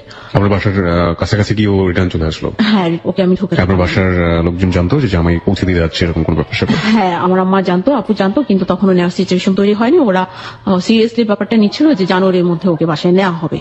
একটু অ্যারেঞ্জমেন্ট করার চেষ্টা ওরা করছিল, সবাইকে Okay, জানি। fine. আমি বাসায় ঢুকলাম, পরে আমাকে ফোন দিল, ফোন দিয়ে বললো যে খেয়ে দিয়ে এসে ইয়ে করে আছে, ঠিক আছে। সন্ধ্যার পর আবার আমি ফোন দিলাম, ফোনে কথা বললো যে এক কাজ করো, মাকে বলো তোমার টাকা লাগবে, তুমি অসুস্থ, বউ করো, কিছু সেল করে 1 কোটি টাকা তোমাকে ম্যানেজ করে দিতে, অথবা 50 লাখ। বলছি কেন? আর আমার কি এমন কঠিন অসুখ যে আমার এত টাকা লাগবে? বলছে যে না, এটা বলো। তারপর বলছে যে আর ফোন টোন আমাকে দিও না, আমি ফোন দিলে কথা হবে, আমাকে ফোন দিও না। রেখে দিল। ঠিক আছে, পরদিন আমি অপেক্ষা করলাম, ফোন দিল না। তারপর দিন আমি ফোন দিলাম, রিসিভ করলো, কথা বললাম, ভালো কোনো বিহেভ করছে না। কেন ভালো বিহেভ করছে না আমি কিছু বুঝতে পারছি না। যে মানুষ আমাকে দিয়ে গেল সুন্দর করে, গাড়িতে বসে বসলো যে আমি কালকে যদি তোমাকে নিয়ে আসতে চাই তুমি কি আসবা? আমি বলছি কালকে যেন 2টা দিন থেকে আসি। বলছে ঠিক আছে, যাও কয়েকদিন থেকে আসো। সে লোক আমার সাথে এরকম ব্যবহার কেন করছে আমি হিসেব মিলাতে পারছি না। তারপর একদিন সে ফোন দিলাম, বসে বগুড়া যাবে। বগুড়া এসে 5 তারিখ জানুয়ারি নির্বাচন যেদিন, ওদিন আমাকে হঠাৎ করে একটা অন্য নাম্বার থেকে ফোন আসছে। একটা মেয়ে আমাকে ফোন করে বলছে যে আপনি কি লিজা? আমি বললাম হ্যাঁ। আপনি তো পুরো হ্যাঁ। আপনি কি জানেন তপু কোথায় আছে, কি করছে? বলছে তো তোপুর বাসায় আছে। বলছে আপনি কি জানেন তপু যে বিয়ে করেছে একটা? কি বলেন আপনি? তপু বিয়ে করছে? কেন বিয়ে করবে? আর তপুর ওয়াইফটা আমি। বলছে যে না, তপু একটা বিয়ে করেছে, তার ওয়াইফ এখন বাসায় আছে, আপনি যদি সেটা ইয়ে করতে চান বাসায় যান, হাতে নাতে আপনি সেটা প্রুভ করতে পারবেন। তখন আমি জিজ্ঞেস করলাম আপনি কি করে তপুকে চিনেন, আর আপনি কেন সব আমাকে জানাতে আসছেন? পরে বললো যে আমার সাথে তপুর পরিচয় ছিল, বিয়ের কথাবার্তা একসময় হয়েছিল, তখন আমি তপুর সম্পর্কে খোঁজ খবর নিয়ে জানতে গিয়ে আমি জানতে পারলাম যে আসলে তপু জেন্টলম্যান না। তারপর আর আমি ওর সাথে যোগাযোগ করি না, কথা বলি না, দেখাও করি না। ও অনেক মেয়েদের সাথে এরকম করে। একবার একটা মেয়ে ওর বাসার গেট পর্যন্ত পুলিশ নিয়ে গেছে, কিন্তু ওকে কিছুই করতে পারেনি। ও মেয়েদের সাথে চিট করে, আপনার সাথে ও চিট করছে, আপনি বাসায় যান, গিয়ে ধরতে পারবেন। আমি বলছি যে আমি আগে ব্যাপারটা বুঝছি, আপনার কথায় তো আমি সব কিছু করবো না, আমার হাজবেন্ডকে আমি বিলিভ করি। তারপর ওকে ফোন দিলাম, ও আমার ফোন টোটালি রিসিভ করে না, কেটেই দেয়। ফাইন, আমি দুটো কোয়ারি খুব শর্ট করে বলতে হবে। 1 নম্বর হচ্ছে আপনার ফোন নাম্বারটা এই অপরিচিত মেয়েটা পেল কিভাবে? জিজ্ঞেস করলাম আপনি কিভাবে পেলেন? ও বললো যে আমি ওর অফিসের একজনকে দিয়ে খুব কাছের, অনেক কষ্ট করে ও তোপুর মোবাইল থেকে নিয়েছি। ওকে ফাইন, এই মেয়েটার সাথে তপুর একটা সময় সম্পর্ক ছিল? মেয়েটা সেটা বললো। ফাইন, তাহলে হয়তো কোনোভাবে কোনো রিভেন্স দিতে চেয়েছে, যেটা আপনাকে জানিয়ে সেটা সে সম্পাদন করার চেষ্টা করছে। এই মেয়েটা জানলো কিভাবে যে একটা মেয়েকে বউ করে নিয়ে গেছে? বলছে যে আমি জানি, আমি তপুর সাথে অনেকদিন আমার মানে ফোনে কথা হতো, বিয়ের কথা যখন চলছে ওকে আমি জানার জন্য চেষ্টা করছি, জানাশোনা ছিল, তো আমি চেষ্টা করেছিলাম আরো মেয়েদেরকে জানানো, আমি পারিনি। আমি আপনার ফোন নাম্বারটা অনেক কষ্টে পেয়েছি, আমি চাই আপনার উপকার হোক। ফাইন, ওকে, তারপর? হ্যাঁ, তবু ফোন ধরছে না। আমি তো টেক্সট পাঠালাম, রিপ্লাই দিল টেক্সট দিও না, ভাল লাগে না, এসব আর ভাল লাগে না। আমি তো আরো অস্থির হয়ে গেলাম। মেয়ে আমাকে এই কথা বলে থেকে তপু আমার সাথে খারাপ ব্যবহার করছে। আপনি কি তপুকে বললেন যে তুমি বিয়ে করেছো, এই ধরনের কথা বলছে কিভাবে? না, আমি বলিনি কিছু। বলতো তপু তখন জানুয়ারি 8 তারিখ রংপুর যাবে ওর ওয়াইফকে নিয়ে। ওই মেয়েটাকে আমাকে ইনফরমেশন দিল। 8 তারিখ রাতে আমি আপনাকে ফোন দিলাম, আপু তপু কোথায়? বসে তপু বাসায় কি করে ঘুমায়, 12-12টা বাজে। তপু কখনোই 12-12টায় ঘুমায় না, ওরা 2টার আগে ঘুমায় না। আমার খুব কষ্ট হচ্ছিল, কেমন জানি যন্ত্রণা হচ্ছিল। এভাবে অস্থির রাত কেটে গেল। পরদিন ফোন দিলাম, কথা হলো, খুব সুন্দর কথা হলো। কোথায় তুমি? বগুড়া। মিলে গেছে মেয়ের কথার সাথে, সে রংপুর যাবে, বগুড়া যাবে। কিসে গেছে? যে নতুন অফিসে জয়েন করবে, সে অফিসের কাজে ইয়ে করতে। তারপর আমি ওকে একটা টেক্সট পাঠাই, ওর পার্সোনাল নাম্বারে, অফিসের নাম্বার ছাড়া। 2 মিনিট পর ফোন আসে। আমি ভেবেছি তপু ফোন দিয়েছে। ফোন রিসিভ করার পর দেখে একটা মেয়ে ফোন দিয়ে বলতেছে, এই আপনি কে? আপনি এই নাম্বারে এসব কি লিখে পাঠিয়েছেন, এসব SMS করছেন কেন? বলছে আপনি কে? আপনি কেন এই ফোন থেকে ফোন দিলেন, আর আপনি SMS কেন করলেন? আমি তো SMS করছি আমার হাজবেন্ডকে। বলছে কি আপনার হাজবেন্ড? আমি বলছি তপু আমার হাজবেন্ড, আমি তো তপুর নম্বরে পাঠিয়েছি, আপনি কে? বলে আমি কি সেটা আপনার জানা দরকার নেই, কিন্তু আপনি কি এখনো সেই স্বপ্ন নিয়ে বসেছেন যে তপু আপনার হাজবেন্ড? বলছে হ্যাঁ, স্বপ্ন কেন, রিয়েল। বলে না, আপনি ভুল করছেন। আমি বলছি ভুল করছি মানে? আপনি কি? আপনি পরিচয় দেন। আমার পরিচয়ের সময় হলে আপনি পাবেন। মেয়ে ফোন রেখে দিল। আমি তপুকে 2টো নম্বরে ফোন দিই সারাক্ষণ, সেই রাত, মানে ওই মেয়েটা ফোন রিসিভ করে। তারপর দিন তপুকে আমি ফোন দিলাম, তপু অস্বীকার করলো। বলছে মেয়েটা কে? বলে এই আমি তোমার সাথে কেন? কোনো অ্যান্সার করতে পারে না। বলছে মেয়েটার সাথে তোমার রিলেশনটা কি? পরে বললাম আমি শুনলাম তুমি নাকি বিয়ে করেছো আরেকটা, তুমি কি তাকে বিয়ে করছো? মেয়েটার নাম হচ্ছে মিলা। বলে না, বিয়ে করিনি। বলছে তাহলে কি ওর সাথে তোমার অবৈধ ফিজিক্যাল রিলেশন? ও বলছে যে তুমি কি মনে করো আমি এরকম মানুষ? বলছে তাহলে কাল রাত 1:30টায় আমি যখন তোমাকে ফোন দিলাম, মেয়ে কেন ফোন রিসিভ করলো? এবং মেয়ে আমাকে এই ধরনের কথাই বললো। বলে তখন পথে ছিলাম। বলছে না, পথে ছিল না, আমি বাসায় আসছি, তুমি ঢাকায় আমি ওখানে যাচ্ছি। বলছে না, তুমি বাসায় যেও না, ঝামেলা হবে। কি ঝামেলা হবে? আমার অনেক বিপদ হবে, সমস্যা হবে। আমার আমি সব কিছু জানি না, আমি যাবো। তুমি বাসায় গেলে আমি বাসা ছেড়ে দেবো, তাহলে ওদেরকে দেখতে যাওয়া হবে না। বলছি বাংলাদেশে যে প্রাতে তুমি থাকো আমি সেখানেই যাবো, আমাকে যেতেই হবে। পরে আমাকে বল তুমি যদি বাসায় আসো আমি সুইসাইড করবো। আমি ওকে আদর করে বাবু ডাকতাম। আমার কিচ্ছু করার নেই বাবু, আমাকে যেতেই হবে। ও বলতেছি যেও না, বাসায় তোমাকে ঢুকতে দেবে না, থানা পুলিশ করা আছে, গেটে নিষেধ করা আছে। কেন থানা পুলিশ করা আছে, গেটে নিষেধ করা আছে? কি বলছো? মেয়েটা পাশ থেকে বলছে তপু তোমাকে ডিভোর্স করছে। বলছে, তপু আমাকে ডিভোর্স করেছে? আমি বিলিভ করি না, কেন ডিভোর্স করবে? আমি বললাম তপু তুমি তোমার নিজের মুখে বলো। বলছে হ্যাঁ। কবে? ডিসেম্বরের 15 তারিখ। ডিসেম্বরের 15 তারিখ? আমরা তো ডিসেম্বরের 16 তারিখে আমাকে তুমি আমার বাবা বাড়ি রেখে আসছো, 15 তারিখ তো দুজন একসাথেই ছিলাম। পরে মেয়েটা বলছে তুমি তখন বাসায় ছিলাম? বলছে হ্যাঁ ছিলাম। এটা শুনে তো আমার মাথা উড়ে গেছে, কেন তুমি আমাকে ডিভোর্স করছো? কিছু বলে না, চুপ করে আছে মেয়েটা পাশে। আমি তো ক্রেজি হয়ে গেলাম, আমি বললাম আমি কালকেই যাচ্ছি থানায় ডায়েরি করে, তারপর আমি বাসায় উঠবো। আমি দেখি আমাকে কি আটকায়, আমার বাসায় আমাকে যেতে। যে কথা সেই কাজ। জানুয়ারি 13 তারিখ সকালবেলা আমি রওনা দিলাম। এসে আগে কাজীর সাথে কথা বললাম, কাজী অফিস থেকে কাবিননামা উঠালাম। কাজী আমাকে তালাকি যে নোটিশ, পেপারস ফটোকপি হাতে দিল। বলছে হ্যাঁ উনি আপনাকে তালাক দিয়েছে। আমি বাসার গেটে গেলাম, কোনো প্রবলেম হলো না। ওই মুহূর্তে দেখলাম আপু স্কুল থেকে ফিরতেছে, আপুর সাথে কথা বলতে বলতে বাসায় ঢুকে গেলাম। বাসায় যাওয়ার সাথে সাথে ওর মেয়ে আমাকে দেখে ওকে ফোন করেছে, ও 15-20 মিনিটের মধ্যে বাসায় চলে আসছে। লক করা থাকে আমাদের রুমটা, একটা চাবি ওর কাছে, একটা চাবি আমার কাছে। তো আমি চাবি খুলে রুমে গেলাম, ঢুকলাম, রুমে ব্যাগ টেক রেখে দেখি যে আমার রুম থেকে রুমে আর আমার কোনো জিনিসপত্র নেই। জিনিসপত্র কোথায়? আমি জিজ্ঞেস করছি কাজের বউদের, বলে আছে এদিকে আছাবো। আমি চেঁচামেচি শুরু করছি, কেন আমার জিনিসপত্র আমার রুমে নেই কেন? পরে ও আসলো, ও এসে সালাম দিলাম, বললাম কেমন আছো বাবু? বলছে ভালো, তুমি কেমন আছো? ভালো। ও দরজা বন্ধ করে কে বললো বসো, হাতে কিছু পেপার ধরিয়ে দিল, ধরিয়ে দিয়ে বললো পড়ে দেখো। পরে দেখলাম যে ডিভোর্স পেপার। সে কি, এটা কি করছো? আমি যে কাজী অফিস থেকে তালাকের নোটিশ নিয়ে এসেছি সেটা এখনো বলিনি। বলছে কেন, এটা কেন? আর মিলা মেয়েটা কে? আমি শুনেছি তুমি বিয়ে করেছো, সত্যি? ও বলছে হ্যাঁ। বলছে ওর সাথে আমার 3 বছর আগে বিয়ে হয়েছে, ও তখন আমেরিকা চলে যায়, আমার সাথে অ্যাডজাস্ট হয়নি, আমার সাথে একসাথে থাকবে না, এই জন্য চলে গেছে। আমাকে আমেরিকা নিয়ে যেতে চাইছে, আমি যাইনি, ও চলে গেছে। আমি বুঝতে পারি না ও ফিরে আসবে। ও ফিরে এসে যখন তোমার কথা জানছে আমাকে অনেক রকমের ভয় দেখাচ্ছে, ইয়ে করছে। একদিন সিভিলে র্যাব নিয়ে এসেছিল বাসায়, সেই জন্য তোমাকে আমি তাড়াতাড়ি সরাই দিছি, তোমাকে তোমাদের বাপের বাড়ি পাঠিয়ে দিয়েছিলাম। আর এই কাজটা আমি মন থেকে করিনি, আমি ট্র্যাপে পড়ে করেছি, ওর ভয় আমাকে করতে হয়েছে, চাপের মুখে করি। তাহলে তুমি আমার সাথে চিট করেছো। ও তখন কাঁদতে শুরু করলো, আমাকে জড়িয়ে ধরে কাঁদতে কাঁদতে বললো যে আমি বলি মন থেকে কিছুই করিনি, আমাদের ডিভোর্স হয়নি, আমি একবার মুখ দিয়ে তালাক শব্দ উচ্চারণ করিনি, তুমি যেমন ছিল তেমনই আছো। আমি একটা ঝামেলায় জড়িয়ে গেছি, একটা ঝড় আমার জীবনে আসছে, আবার এটা ঠিক হয়ে যাবে, তুমি এখন কিছুদিন হোস্টেলে থাকো, আমি তোমাকে টাকা পয়সা দিব, তারপর সব ঠিক হয়ে যাবে, আবার ইয়ে হবে। আমি বলছি না, এটা আমি মেনে নেব না। আমি তখন আবার বললাম যে যদি ডিভোর্স হবে তাহলে তো এখানে আরো কিছু প্রশ্ন আছে, আমাদের মোহর ভরণ পোষণ। বলছে হ্যাঁ সেটা তুমি ওকে ফোন দাও, ও দায়িত্ব নিয়েছে, ও দেবে। আমি তখন মেয়ের সাথে কথা বললাম, মেয়ে বলেছে ঠিক আছে তোমাকে আমি 1 সপ্তাহের মধ্যে দিয়ে দেবো, আর তুমি টেনশন করো না, ঠিক আছে তুমি ইয়ে করো। আমাকে তবু বসতেই দিচ্ছে না তাড়াতাড়ি বেরোনোর জন্য। এমন একটা সিচুয়েশন তৈরি করছে, সবাইকে দিয়ে আমার জিনিসপত্র কাজের বোড়া রেডি করে। আমি তখন কি করব তখন ভাবতে পারছিলাম যে আমরা ওই মুহূর্তে কি করা উচিত। আর ও কাঁদতে কাঁদতে এমন ভাবে বলছে তুমি যদি থাকো আমার অসুবিধা হবে, ও হয়তো রাতে র্যাব পাঠিয়ে আমাকে অ্যারেস্ট করাবে। যেখানে আমার ওর বিরুদ্ধে অ্যাকশন নেওয়ার কথা, সেখানে আমাকে হেল্প করার জন্য আমি হোস্টেলে চলে গেলাম। তারপর রাতে ফোনে কথা হলো, একই কথা। মানুষের হাজবেন্ড তো 4-5 বছর বিদেশ থাকে না, তুমি ধরে নাও এরকম। আমি তো তোমার সাথে দেখা করবো, আমি দেখা করলে মিলাকে সেটা আটকাতে পারবে? আর আমি তো তোমার পাশে আছি, ভালো মন নিয়ে থাকো, শক্ত মন। কবে আসলেন আপনি হোস্টেলে? ওই জানুয়ারি 13 তারিখ ওই দিনে। Right now you are in the hostel. হ্যাঁ হোস্টেল। তারপর ও আমাকে টাকা পয়সা দিয়ে বলছে, ওই সময় ও আমাকে হাতে 2000 টাকা ধরিয়ে দিয়েছে। তা বলছে আমার হাতে টাকা নেই, স্যালারি পেলে দেবো, স্যালারি আটকেছে হেন তেন, আর আমাকে টাকা পাঠায়নি। আরেকদিন পরের দিন কথা হলো, বলছে যে ভালো মন নিয়ে থাকো, আর তুমি সেদিন বিধবা হবে যেদিন আমি মারা যাব। তুমি আমার ভালো বউ, ও আমাকে ভালো বউ ডাকতো, তুমি আমার ভালো বউ ছিল, আমার ভালো বউ আছে। মিলা কোথায় আছে? মিলা তখন রংপুরে। মিলা কি ওর বাড়িতে থাকে এখন? মিলার ফ্ল্যাট ধানমন্ডিতে, তবু মিলার সাথে থাকে। আর আপনি আপনার আপুকে জিজ্ঞেস করেছিলেন যে এই জিনিসটা কেন আপনি হাইড করলেন? জিজ্ঞেস করেছি, ওরা কোনো উত্তর দেয়নি, সবাই মাথা নিচে করেছিল। তখন আমি সবাইকে বলেছি দেখো তোমাদের সম্মানের দিকে তাকিয়ে এবং তোমার আব্বুকে আমি রেসপেক্ট করি এবং ভালোবাসি, সেই জন্য আজকে আমি আপনার ডিভোর্স পেপারে উনি ডিভোর্সের কি কারণ দেখিয়েছে? ডিভোর্স পেপারে যে কথাগুলো লিখেছে আমার সমস্ত পেপারস এখানে আছে। আপনি আমাকে পেপারটা দিবেন একটু? আমি এগুলি পড়ে বলছি তুমি তাহলে এগুলি কেন লিখেছো? ও বলছে এগুলি লেখার জন্য লিখতে হয়। এটা কাবিননামা, এটা লিগাল নোটিশ, ওটা কাজী অফিস থেকে পাঠানো তাদের। What is the reason? আপনি এটা পড়েন।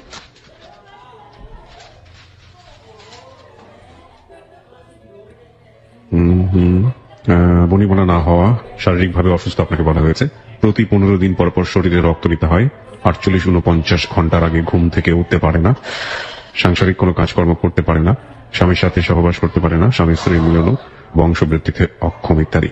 নাও আপনি আমাকে একটু বলেন তো, এই যে কজগুলো দেখালো, এগুলোর কোনো ডাক্তারি সার্টিফিকেট সে দেখাতে পেরেছে? না, কোনো ডাক্তারি সার্টিফিকেট নেই। ইভেন আমি বলছি যে আমি চ্যালেঞ্জে যাবো, কেন তুমি আমাকে ফিজিক্যালি আনফিট বললা? না না ফাইন, আমি বলি আপনাকে, সেটা হচ্ছে যে এই জিনিসগুলো যখন সে কোন একটা অর্গানাইজেশনের প্রেক্ষাপটে করবে, লাইক এটা তো একটা গভর্নমেন্ট ইনস্টিটিউশন, সো গভর্নমেন্ট ইনস্টিটিউশনে তাকে অবশ্যই এগুলো প্রুফ দেখাতে হবে, লাইক ডাক্তারি সার্টিফিকেট দেখাতে হবে, এগুলো বাকিগুলো দেখাতে হবে। এগুলো সে কোথা থেকে ম্যানেজ করেছিল, বা ম্যানেজ করেছিল কিনা, নাকি ঘুষ দিয়ে করেছে? কোনো কিছুই তো দেয়নি, ওরকম কোনো সার্টিফিকেট নেই। আপনি কি যেখান থেকে এটা দেওয়া হয়েছিল সেখানে যোগাযোগ করেছেন? হ্যাঁ, ওনারা কি বলেছে আপনাকে? কাজী বলছে যে উনি নিজে মুখে এসে বলছে, আরো অনেক কথা বলছে যেগুলো কোনোদিন সত্য হলেও কোনো হাজবেন্ড ওয়াইফের বিরুদ্ধে বলে না। ফাইন, এটা তো উনি ওনার জায়গা থেকে বলেছে, কিন্তু কাজী কেন এই জিনিসগুলোকে নিয়ে একটা জিনিস করে ফেলবে? কারণ কাজীর কাছে তো এগুলো ডকুমেন্টস থাকতে হবে। দেখুন, আপনাকে বলছে যে আপনি শারীরিকভাবে অসুস্থ, এটা তো ডকুমেন্টস ডাক্তারের কাছ থেকে নিতে হবে, বা বাকি আপনি প্লিজ একটু নিজেকে কন্ট্রোলে রাখুন। একটা যেটা হচ্ছে যে এই যে ঘুম থেকে উঠতে পারেন না, সেটা ঠিক আছে, উনি এগুলো প্রত্যেকটা ডাক্তারি সার্টিফিকেট দরকার ছিল। ডাক্তারি সার্টিফিকেট ছাড়া তো এটা হওয়ার কোনো লজিকই নেই। আমার রক্ত নিতে হয় 3 মাস অন্তর, এটা সে বিয়ের আগে জানতো। সে এখানে লিখেছে 15 দিন অন্তর। আপনার কাবিন নামে কি কথাটা উল্লেখ ছিল যে আপনার শরীরে এই না জিনিসগুলো? না, কাবির নামে উল্লেখ ছিল না। আমি উকিলের সাথে যোগাযোগ করলাম, সবকিছু খুলে বললাম। উকিল বলছে এটা আপনার সাথে অন্যায় করেছে। ঠিক আছে, এখনো আমার সাথে কোনো যোগাযোগ করে না, টাকা পয়সা খরচ কিছু দিচ্ছে না। আমি হোস্টেলে কিভাবে চলবো? বাধ্য হয়ে আমি আমার বিয়ের একটা রিং সেল করে দিয়েছি। সেটা দিয়ে আমার গত মাস চলে গেছে, কিন্তু এই মাস আমি কিভাবে চলবো আমি জানি না। আপনার ফ্যামিলি জানে? আমার ফ্যামিলি ব্যাপারটা জেনেছে যখন বাই পোস্টে পেপারস গুলো পাঠিয়েছি, চেয়ারম্যানের হাতে পড়েছে, আমার বাসায় আমার ভাইয়ের হাতে পড়েছে, ওরা খুলে পড়েছে। তারপর আমাকে ফোন দিয়ে জিজ্ঞেস করেছি কি এবং কেন হলো। তুমি নিজেই যখন একটা কাজ করলা সেটা কেন টিকাতে পারলা না? তাহলে এরকম সিদ্ধান্ত কেন নিতে গেলে? আর এখন আমাদের যে ফ্যামিলির যে মান সম্মানটা নষ্ট হয়েছে, সেটা তুমি কিভাবে ফিরিয়ে আনতে? আপনার ভাইয়ের জায়গায় আমার কিছু বলার আছে। প্রথম কথা হচ্ছে, এই জায়গা থেকে আমার কিছু বলার, ব্যক্তিগত জায়গা থেকে যদি এই কোশ্চেনটা আমাকে সে করতো, আমি তাকে একটা উচিত জবাব দিয়ে দিতাম। উচিত জবাবটা হচ্ছে যে এটা এক ধরনের বেয়াদবি করা। বেয়াদবি দুটো জায়গা থেকে। নাম্বার 1 বেয়াদবি হচ্ছে যে সংসারের স্ট্যাটাস বা ফ্যামিলির স্ট্যাটাস টেকানোর জন্য তার নিজের বোন, তার যে একটা প্রবলেম হচ্ছে, একটা ছেলেকে বিয়ে করেছে, সেই ছেলেটি আসতে চাইছে তাদের সংসারে, সেই জায়গাটা বারবার বাধাপ্রাপ্ত করা, এই ভাওতামি স্ট্যাটাসের কোনো প্রয়োজন নাই। প্রথম কথা হচ্ছে এটা এক। 2 নাম্বার হচ্ছে, একটা ফ্যামিলির সাথে যদি বন্ডেজটা তৈরি হতো, আপনাদের এত স্ট্রংগেস্ট একটা ফ্যামিলি, সেখান থেকে যদি একটা বন্ডেজ তৈরি হতো, তাহলে এই ধরনের ঘটনা ঘটার ক্ষেত্রে এই ছেলেটি অন্তত 10 বার চিন্তা করতো, কারণ ওর পাশে তো একটা ফ্যামিলি ব্যাকআপ আছে। সেখানে ভাই দাঁড়িয়ে এত বড় বড় কথা বলার কোনো লজিক নেই। হ্যাঁ, আপনি এখন কিভাবে চলছেন? আপনার ইকোনমিক স্ট্যাটাসটা কি এখন? এই মুহূর্তে হয়তো বললাম না, গত মাসে আমার রিং সেল করে চলেছি, কিন্তু এই মাসের হোস্টেল চার্জ তো আমার বাকি পড়ে গেছে। কিভাবে চলবো আমি জানি না। আমি ওদের সাথে দেনমোহর, ওরা আমাকে কথা দিয়েছিল 1 সপ্তাহের মধ্যে দিবে। দায়িত্ব নিয়েছে মিলা, যে তার সেকেন্ড ওয়াইফ বলে দাবি করে, যেটা হাইড করে আমাকে সে বিয়ে করেছে, আমার সাথে চিট করেছে। আপনি কোনো লিগ্যাল অ্যাকশন গেছেন? আমি কোনো লিগেল অ্যাকশনে এখনো যাইনি। আমি চেয়েছিলাম ওর বিরুদ্ধে আমি কোনো বাড়াবাড়ি করবো না, কারণ ওকে আমি ভালোবেসেছি, এখনো বাসি। বলছে আমার দেনমোহর এবং ভরণপোষণের টাকা দিয়ে দিবে 1 সপ্তাহের মধ্যে। 1 সপ্তাহ হয়নি, ফেব্রুয়ারি 1st উইকে দিবে। 1st উইকে হয়নি, এখন কজ দেখাচ্ছে। মেয়ে বলছে যে টাকা তোমাকে আমি দিয়ে দেবো, কিন্তু তোমার বাবা মা এবং এলাকার চেয়ারম্যানকে রাখতে হবে, এই 3 জনকে না রাখলে টাকা দিবে না।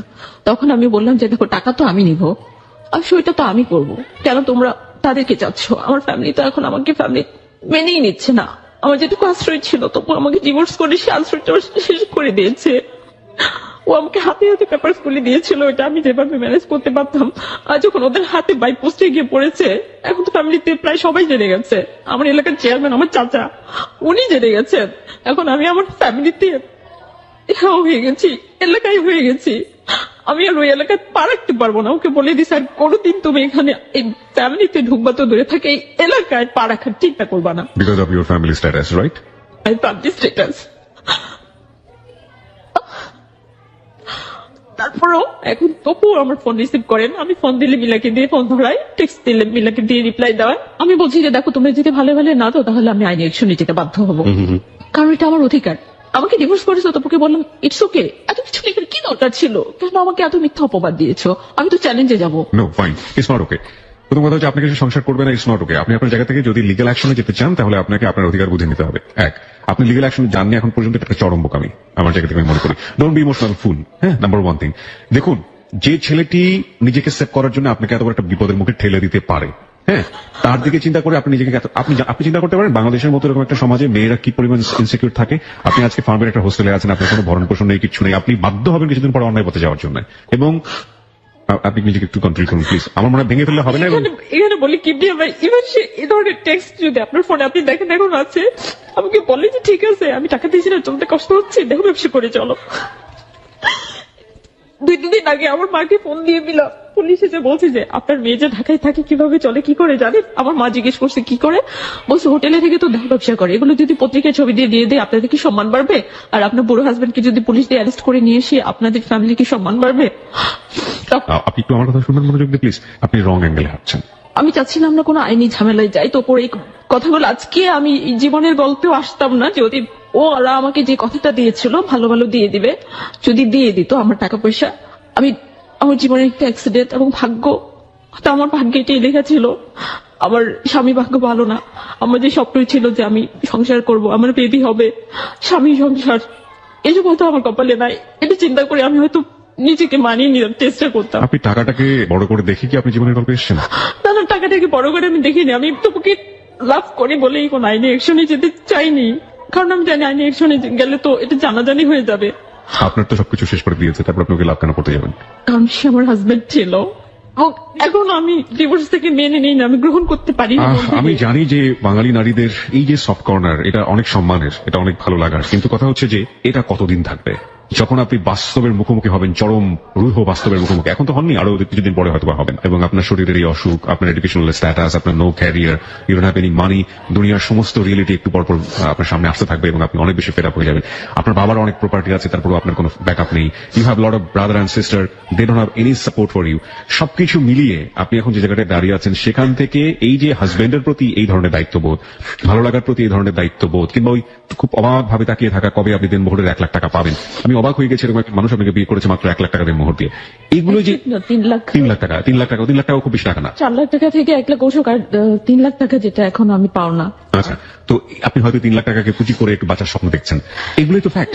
আমি জানি অনেক কমপ্লেক্সিটি আপনাকে ফেস করতে হবে, কিন্তু এটা আমরা বলতে পারি সরকার এবং সরকারি সহায়তায় বাংলাদেশের নারীর অধিকার রক্ষা করার জন্য বিভিন্ন অর্গানাইজেশন থেকে শুরু করে আইনি যে ব্যাপারগুলো আছে সেগুলো অনেক শক্তিশালী। হ্যাঁ, হতে পারে আপনার পেছনে কোনো ব্যাকআপ নেই, আমরা বলতে পারি যে আপনি দরকার হলে নারী যে সংস্থাগুলো আছে সেগুলোর সাথে যোগাযোগ করুন। আমি গিয়েছিলাম, আমি আসলে আশানুরূপ সাহায্য পাইনি। সব জায়গায় দেখি যে টাকা পয়সা কম হলেও বেশি হলে লাগবে, আর ওরা জানে যে আমার হাতে কোনো টাকা নেই। সো আমাকে বলে যে উকিল তোমার চেহারা দেখে কাজ করবে না, তার জন্য টাকা লাগবে যেটা তোমার নেই। আর তুমি মারামারি করতে গেলে মিলা আমাকে সব কথা বলে যে তোমাকে ফো দিয়ে উড়িয়ে দিব, আমাকে মাইনাস করে দিবে পৃথিবী থেকে, এ ধরনের হুমকি দিচ্ছে। আরো নোংরা কথা বলে যে আমাকে লোক দিয়ে গণধর্ষণ করাবে। বলছে কেন এসব করছে, আমার অন্যায়টা কি? অন্যায় করলে তপু করেছে, তুমি তপুকে শাস্তি না দিয়ে আমাকে কেন দিচ্ছ? সে বলছে যে সেটা পরে দেবো, কিন্তু আমার বিরুদ্ধে মাঠে খেলতে নেমেছে। ওর বাবা নাকি মেজর, দুলাভাই ম্যাজিস্ট্রেট, ওদের পাওয়ার দেখাচ্ছে, টাকা এবং ক্ষমতা সবকিছুই পাওয়ার দেখে আমার সাথে ব্যবহার করছে। এখন তপুর সাথে আমি কোনোভাবে কন্ট্যাক্ট করতে পারি না, আমি ফোন দিলে তপু ফোন রিসিভ করে না, আমার সাথে কথা বলে না। আর এখন আরো একটা মেয়ে আমাকে ফোন দিয়ে বলে স্টিল নাও তপু ওই মেয়ের সাথে 5 বছর আগে রিলেশন ছিল, এই মেয়ের সাথে এখন ফোনে কথা বলে। আমাকে যে রিসেন্টলি ডিভোর্স করলো আর মিলা ওর লাইফে আছে, এগুলো এখন হাইড করে এখন সে তার ফোন প্রেমালাপ চালিয়ে যাচ্ছে মিলার অভিযোগে। সেই রেকর্ড মেয়েটা আমাকে ফোনে শুনিয়েছে। আমি ঠান্ডা হয়ে গেছি। যে মেয়েটা আপনার সাথে এতটা কথা বললো বা এতটা থ্রেট করলো বা করে যাচ্ছে, রাবের ভয় দেখাচ্ছে, এ করছে, ওই মেয়েটা কি সে বিয়ে করেছে? মিলা দাবি করছে মিলা তো পড়ছে। আমি ওদের কাবিনামা দেখতে চেয়েছি, ওরা আমাকে দেখায়নি, শুধু বলছে যে মিলা বলছে যে তুমি কি মনে করো যে আমি তোমার মতো বোকা আর এত কাঁচা কাজ আমি করবো? ফাইন, রাইট নাও আপনি আমাকে বলেন আপনার প্ল্যানটা কি? আমি এখন কি করবো, আমি দিশেহারা, সিদ্ধান্ত নিতে পারছি না। এখন এই মুহূর্তে আমার কাছে এই 3 লাখ টাকা আর আমি 3 মাসের ভরণ পোষণ আরো 50,000 করে 1.5 লাখ, মানে টোটাল 4.5 লাখ টাকা দাবি করেছি। এটা আমার কাছে অনেক বড় কিছু আমার লাইফে বেঁচে থাকার জন্য। First you want to sustain, then আপনি যেটা করতে চান আপনি অ্যাকশনে যেতে চান। আমি অ্যাকশনে যেতে চাই, কিন্তু তার জন্য আমার unit of backup. Okay fine. প্রিয় শ্রোতা, ও যে কথাগুলো বললো এখানে, সেই জায়গাটা থেকে আমরা কিছু অ্যাঙ্গেল ট্রাই করবো রাইট নাও, যেটা এই গল্পের বিভিন্ন জায়গা থেকে সেটা সম্ভব। আমরা জানতে চাইবো যে এই ধরনের অ্যাঙ্গেল থেকে একটা মেয়ের জন্য কি করণীয় আছে, সেই ইকোনমিক ব্যাকআপটা কি হতে পারে। 1, 2 নম্বর যেটা, সেটা হচ্ছে যে ও যার এগেইনস্টে এই কমপ্লেন গুলো করেছে তার পরিচয় আপনারা জানেন না, আমরা পরিচয়টা হাই করি, তার সঙ্গে সরাসরি কথা বলার চেষ্টা করবো, এবং এই যে চেষ্টার ব্যাপারটি সেটা পুরো সপ্তাহ জুড়ে চলেছে। এই মুহূর্তে শাকিল সেই বিষয়গুলো এখানে উপস্থাপন করবে। আমরা শাকিলকে অনুরোধ করছি পুরো বিষয়টি তুলে ধরার জন্য, কি বলেছে তারা তার এগেইনস্টে, এবং এই মুহূর্তে যে মেয়েটি আমাদের সঙ্গে জীবনের গল্প বলছে লিজা, তার আসলে দাঁড়ানোর জায়গাটা কোথায় সেগুলো আমরা একটু জানার চেষ্টা করছি। In terms of her mentally and physically, তাকে দেখতে মনে হবে যে apparently is okay, but say height করেছে। এর আগেও 2 times he got married and বাসের ঘর থেকে তার 2টা হাজবেন্ড পালাইছে আগে। যেহেতু আমার যতটা না অবস্থা তার চেয়ে সে বেশি মনে করে, so that one kind of blackmailing এ সে ব্যস্ত আমাকে নিয়ে। আর সে মানসিক এবং শারীরিক প্রতিরোধ, সে মনে করে সে প্রতারিত, আমি মনে করি আমি প্রতারিত। এই যেহেতু একজন পুরুষের জন্য ফিট না, অতঃপর বিয়ে করা এটা করে he spoiled my time, he spoiled my career, he spoiled my profile life. টাকা পয়সা যদি দিতে হয়, she must come with her guardian. Guardian বলতে তার blood related ভাই অথবা তার ফাদার। আর তাকে ফোন নাম্বার দেওয়া আছে, she can talk to my advocate. এটা আমার উকিলই সেটেল করে ফেলবে, আমার জড়িত হওয়ার দরকার নেই। কারণ ওই চাপ বদল আমার জীবনে ওই কলঙ্কের সামনে আর আমি যেতে চাই না। লিজাকে 90 দিনের মধ্যে যদি সে ডিভোর্সটা উইথড্র করে তাহলে লিজার চাওয়ার সাথে এখানে পাওয়ার মিল হলো, কিন্তু যদি সে উইথড্র না করে তাহলে লিজাকে ধরেই নিতে হবে যে এই তালাকটা আশ্রয় হয়ে গেল, তার যতটা দেনমোহর আছে সে সম্পূর্ণটাই দাবি করতে পারবে এবং যতদিন পর্যন্ত তার হাজবেন্ড তাকে ডিভোর্সের আগে অতীত ভরণ পোষণ সে দাবি করতে পারবে এবং ডিভোর্স পরবর্তী 3 মাস পর্যন্ত মেনটেন্যান্স সে দাবি করতে পারবে। বলতে যে লিজা একটা অ্যাডাল্ট মেয়ে, তার রাইটস এস্টাবলিশ করার জন্য তার পরিবারের লোকের তার সহযোগিতার দরকার নাই, সে একাই তার এটা রাইটস দাবি করতে পারে। আইনি সহায়তা লাভের যদি কোনো জায়গা না থাকে তাহলে তো অবশ্যই আইন ও সালিশ কেন্দ্রে আসছে, এখানে বিনামূল্যে আমরা আইন সহায়তা দিয়ে থাকি। চেষ্টা করবো যে তার কোনো ধরনের মামলা ফাইলিং না করে তার হাজবেন্ড যদি দিয়ে দেয় তাকে আমরা নোটিশ করবো, নোটিশে যদি সে মনে করে যে হ্যাঁ তার দিয়ে দেওয়া উচিত তাহলে তো খুবই ভালো। যদি না দেয় তাহলে লিজার পক্ষ থেকে যত দূর পর্যন্ত মামলা, এটা হচ্ছে ফ্যামিলি কোর্টে, তারপরে যদি তার আপিল হয় হাইকোর্টে, সুপ্রিম কোর্টে, যত দূর পর্যন্ত যাওয়া লাগে তার অধিকার আদায়ের জন্য, তাহলে আইন সালিশ কেন্দ্র বিনামূল্যে তার এই মামলাগুলো চালাবে।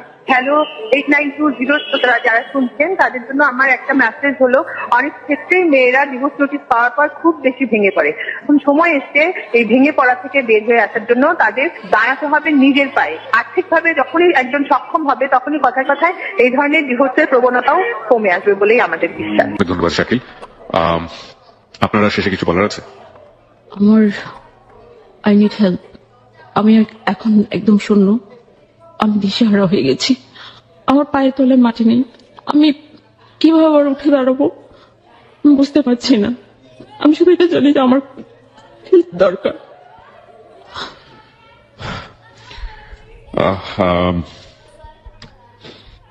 কি বলবো, আসলে কিছু বলার নেই।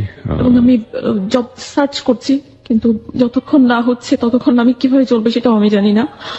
আপনার এই মুহূর্তে একটা জব দরকার, যে কোনো ভাবেই হোক, 1। আর 2 নম্বর হচ্ছে আপনার একটা আইনি সংস্থার যিনি আপনাকে বিনা অর্থে সাহায্য করতে পারেন, ইনিশিয়াল স্টেজে সেরকম একজন মানুষ দরকার। রাইট? হ্যাঁ, এখন হচ্ছে যে আমি শুধু আমার দেনমোহর আর খরপোশের টাকাই আদায় করতে চাই না, যেহেতু আমাকে এত হ্যারাসমেন্ট করা হয়েছে, আমাকে যখন এত কষ্টই দিচ্ছে, এখন আমি আমার হাজবেন্ড যে ছিল তপুরকে শাস্তিও দিতে চাই। আমার সাথে সে কেন প্রতারণা করলো, আমাকে কেন ঠকালো, ওর আগে একটা ওয়াইফ আছে এটা না জানিয়ে কেন আমাকে বিয়ে করলো। ওকে প্রিয় শ্রোতা, আপনারা পুরো কেসটা এখানে শুনেছেন। আমরা যেটা করতে পারি, আমরা পুরো জিনিসটা উপস্থাপন করেছি এখানে। আমি বিশ্বাস করি যে এখানে অসংখ্য লয়ার যারা আছেন তারা শুনেছেন, এবং একই সাথে আমিও এটা বিলিভ করি যে এই যে মেয়েটি এখানে এসছে, যার ইকোনমিক স্ট্যাটাসটি আপনারা জানেন এবং যার এডুকেশনাল স্ট্যাটাসটা আপনারা শুনেছেন, ও ভালো স্টুডেন্ট ছিল না সেটা বলবো না আমি, বরং ওর জীবনের যে প্যারাডাইম সেখানে অনেক ধরনের ব্যাপার আছে, কিন্তু ও একটা নিজেকে উপস্থাপন করার মতো, একটা ভালো অর্গানাইজেশনে কাজ করার মতো যোগ্য।